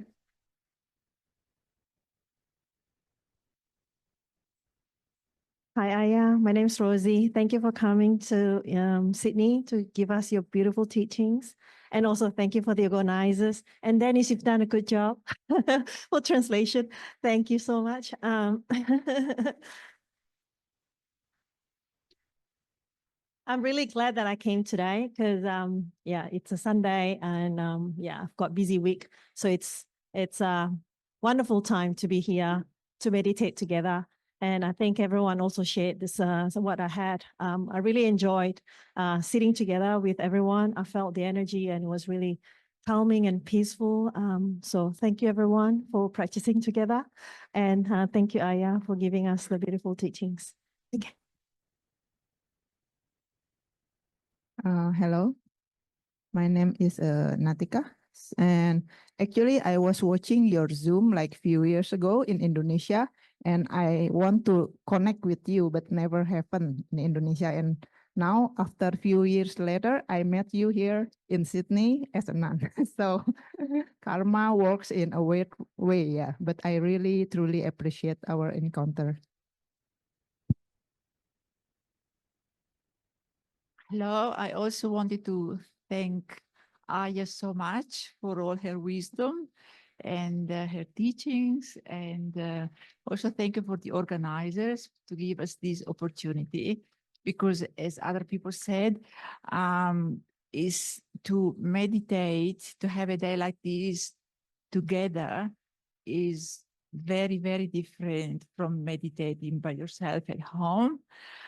So I really also I felt the energy, the goodwill of the people, and it has been a very inspiring day. So thank you so much. Thank you. Hi, thank you for good event. Very interesting to find out about the elements and about Abhidharma, more to be studied. Very interesting to find out about hope and hopelessness, because that's probably the main reason for which I'm studying, is how do you react to the life events. So maybe one topic for future presentation would be suchness, because very often Buddhism is taken as nihilistic and doesn't ask you to react to certain life situation. There is an interesting sutta in which Buddha is responding when should you thank and when you should criticize. And some people might interpret that Buddhists should not criticize, but Buddha instead said you have to criticize, but in a timely manner and with the right speech. So I'm talking about my life events, not about anything today. So you have to learn how to do things in life without getting angry and being able to say it rightly without anger, as I say. Hopeless and hopelessness and suchness of life.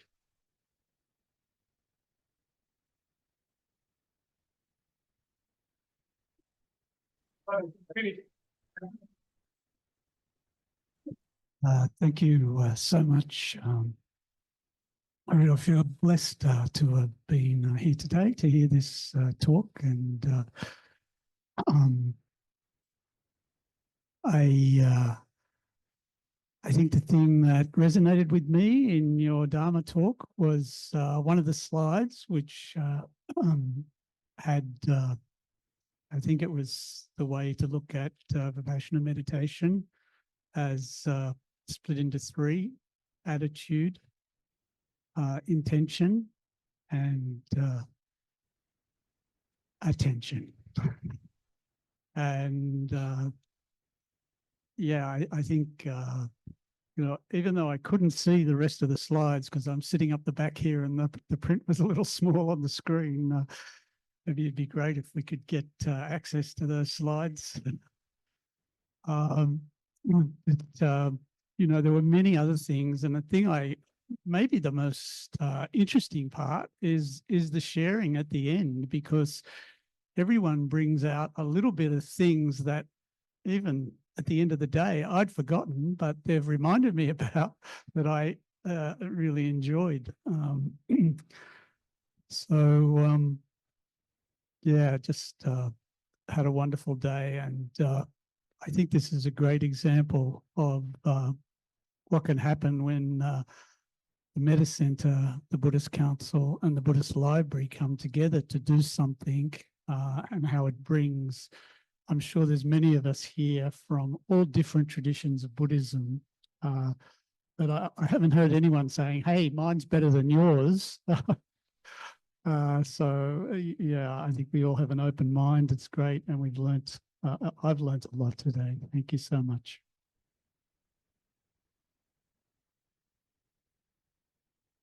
Thank you, Aya, for coming. And thank you, everyone, for who organized this event. And thank you for everyone who also participate here. I feel so happy today and feel so recharged. And I can say it's a day well spent today. Thank you. First of all, thank you, Aya, for the sharing. Also, I would like to express my deep appreciation for the organizer, Metta Centers, Buddhist Council, and the translators. And finally, thanks for everyone here for coming in, because everyone spend their time together. It's such like a huge positive atmosphere for me, for us, everyone, so to meditate together.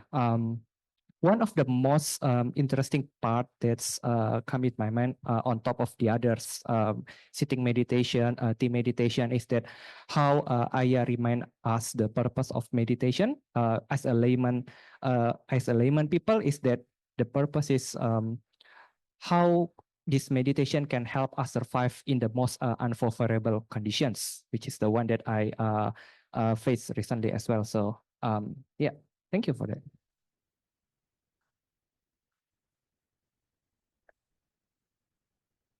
Really appreciate that for everybody here, for the Tina, for the food, and the team for the food, and for Aya. Thank you so much. The translator, thank you. It's really clear. He's the most mindful person, because every word he has to think and rethink how to translate from Bahasa to English. That's amazing.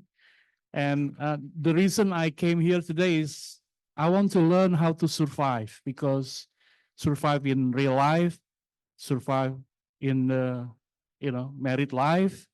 I'm thinking like a Buddha, when I don't feel like I'm thinking like not Buddha, sorry, Siddhartha Gautama.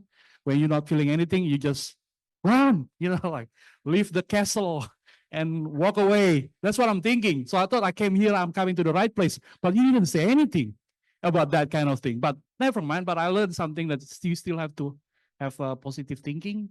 And thank you for reminding me for that. And yeah, I'm really grateful to be here. And thank you so much to accept me. I hope you guys all accept me. But if not, don't worry. I just walk away. Thanks. Look, I don't mind going last.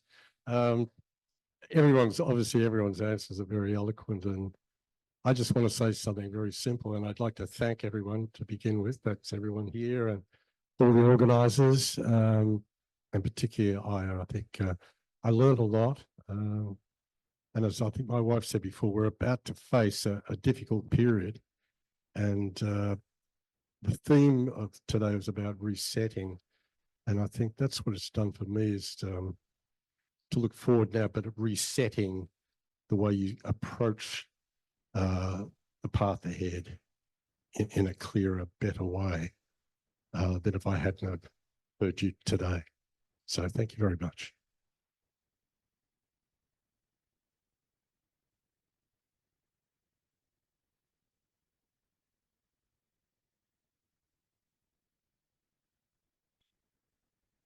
So thank you everyone for your wonderful sharings. What a lovely, oh, Dennis, would you like? Oh. Oh yeah, we have some online sharings as well, and then we can come to translator and Tina and Aya as well. So, so Nikki said, I've had a lovely day, thank you. Looking forward to making my morning cup of tea a meditation. Victoria said, thank you for the teachings, practice, and discussions. It's been a lovely day, so many thanks to the teacher, translator, and everyone involved in organizing. And then Teresa said, many thanks to Aya and all of the organizers, sharing all my merits with everyone. And Dennis, would you like to share next? Oh, does that work? So thank you everyone who came, and thank you to the Buddhist Library, Buddhist Council, and Metta Center for hosting such an amazing event. And thank you for letting me and giving me an opportunity to contribute to the success of the day. I'll say one thing that surprised me the most is most of you guys know that I'm Indonesian, but actually English would be my best language. So yes, I would say I have been trying very hard to be mindful today, because when I converse with my colleagues, it's mostly done on a reflex basis where they say one thing and I'll immediately say something else. And that's done on a reflex basis, and I wouldn't think carefully about how I want to convey my ideas. But having to translate Aya's Indonesian words into English requires me to carefully understand what she's saying and in the context of Buddhism, and translate that back to English. And wow, that was probably the most mindful I've ever been in 4 years.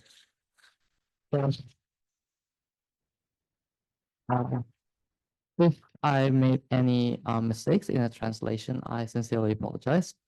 But yeah, if there's anything else you guys would like to clarify with Aya, and if you guys need assistance with translation, just please let me know. Thank you so much, Dennis. And thank you, everyone. What an incredible share. Yes, a round of applause. I would like to just recognize that we are in a very unique position today, where we may not come back in the same way exactly how we are now with the same set of people and circumstances. And so we are so fortunate to be in this place today all together. And I love the sharing that you have just witnessed today. We have a friend at Metta Center. Her name is Brooke. She can't be here with us today, but she really wanted to be here. And what she did was she actually drew something for all of you, which is for the mindful reset.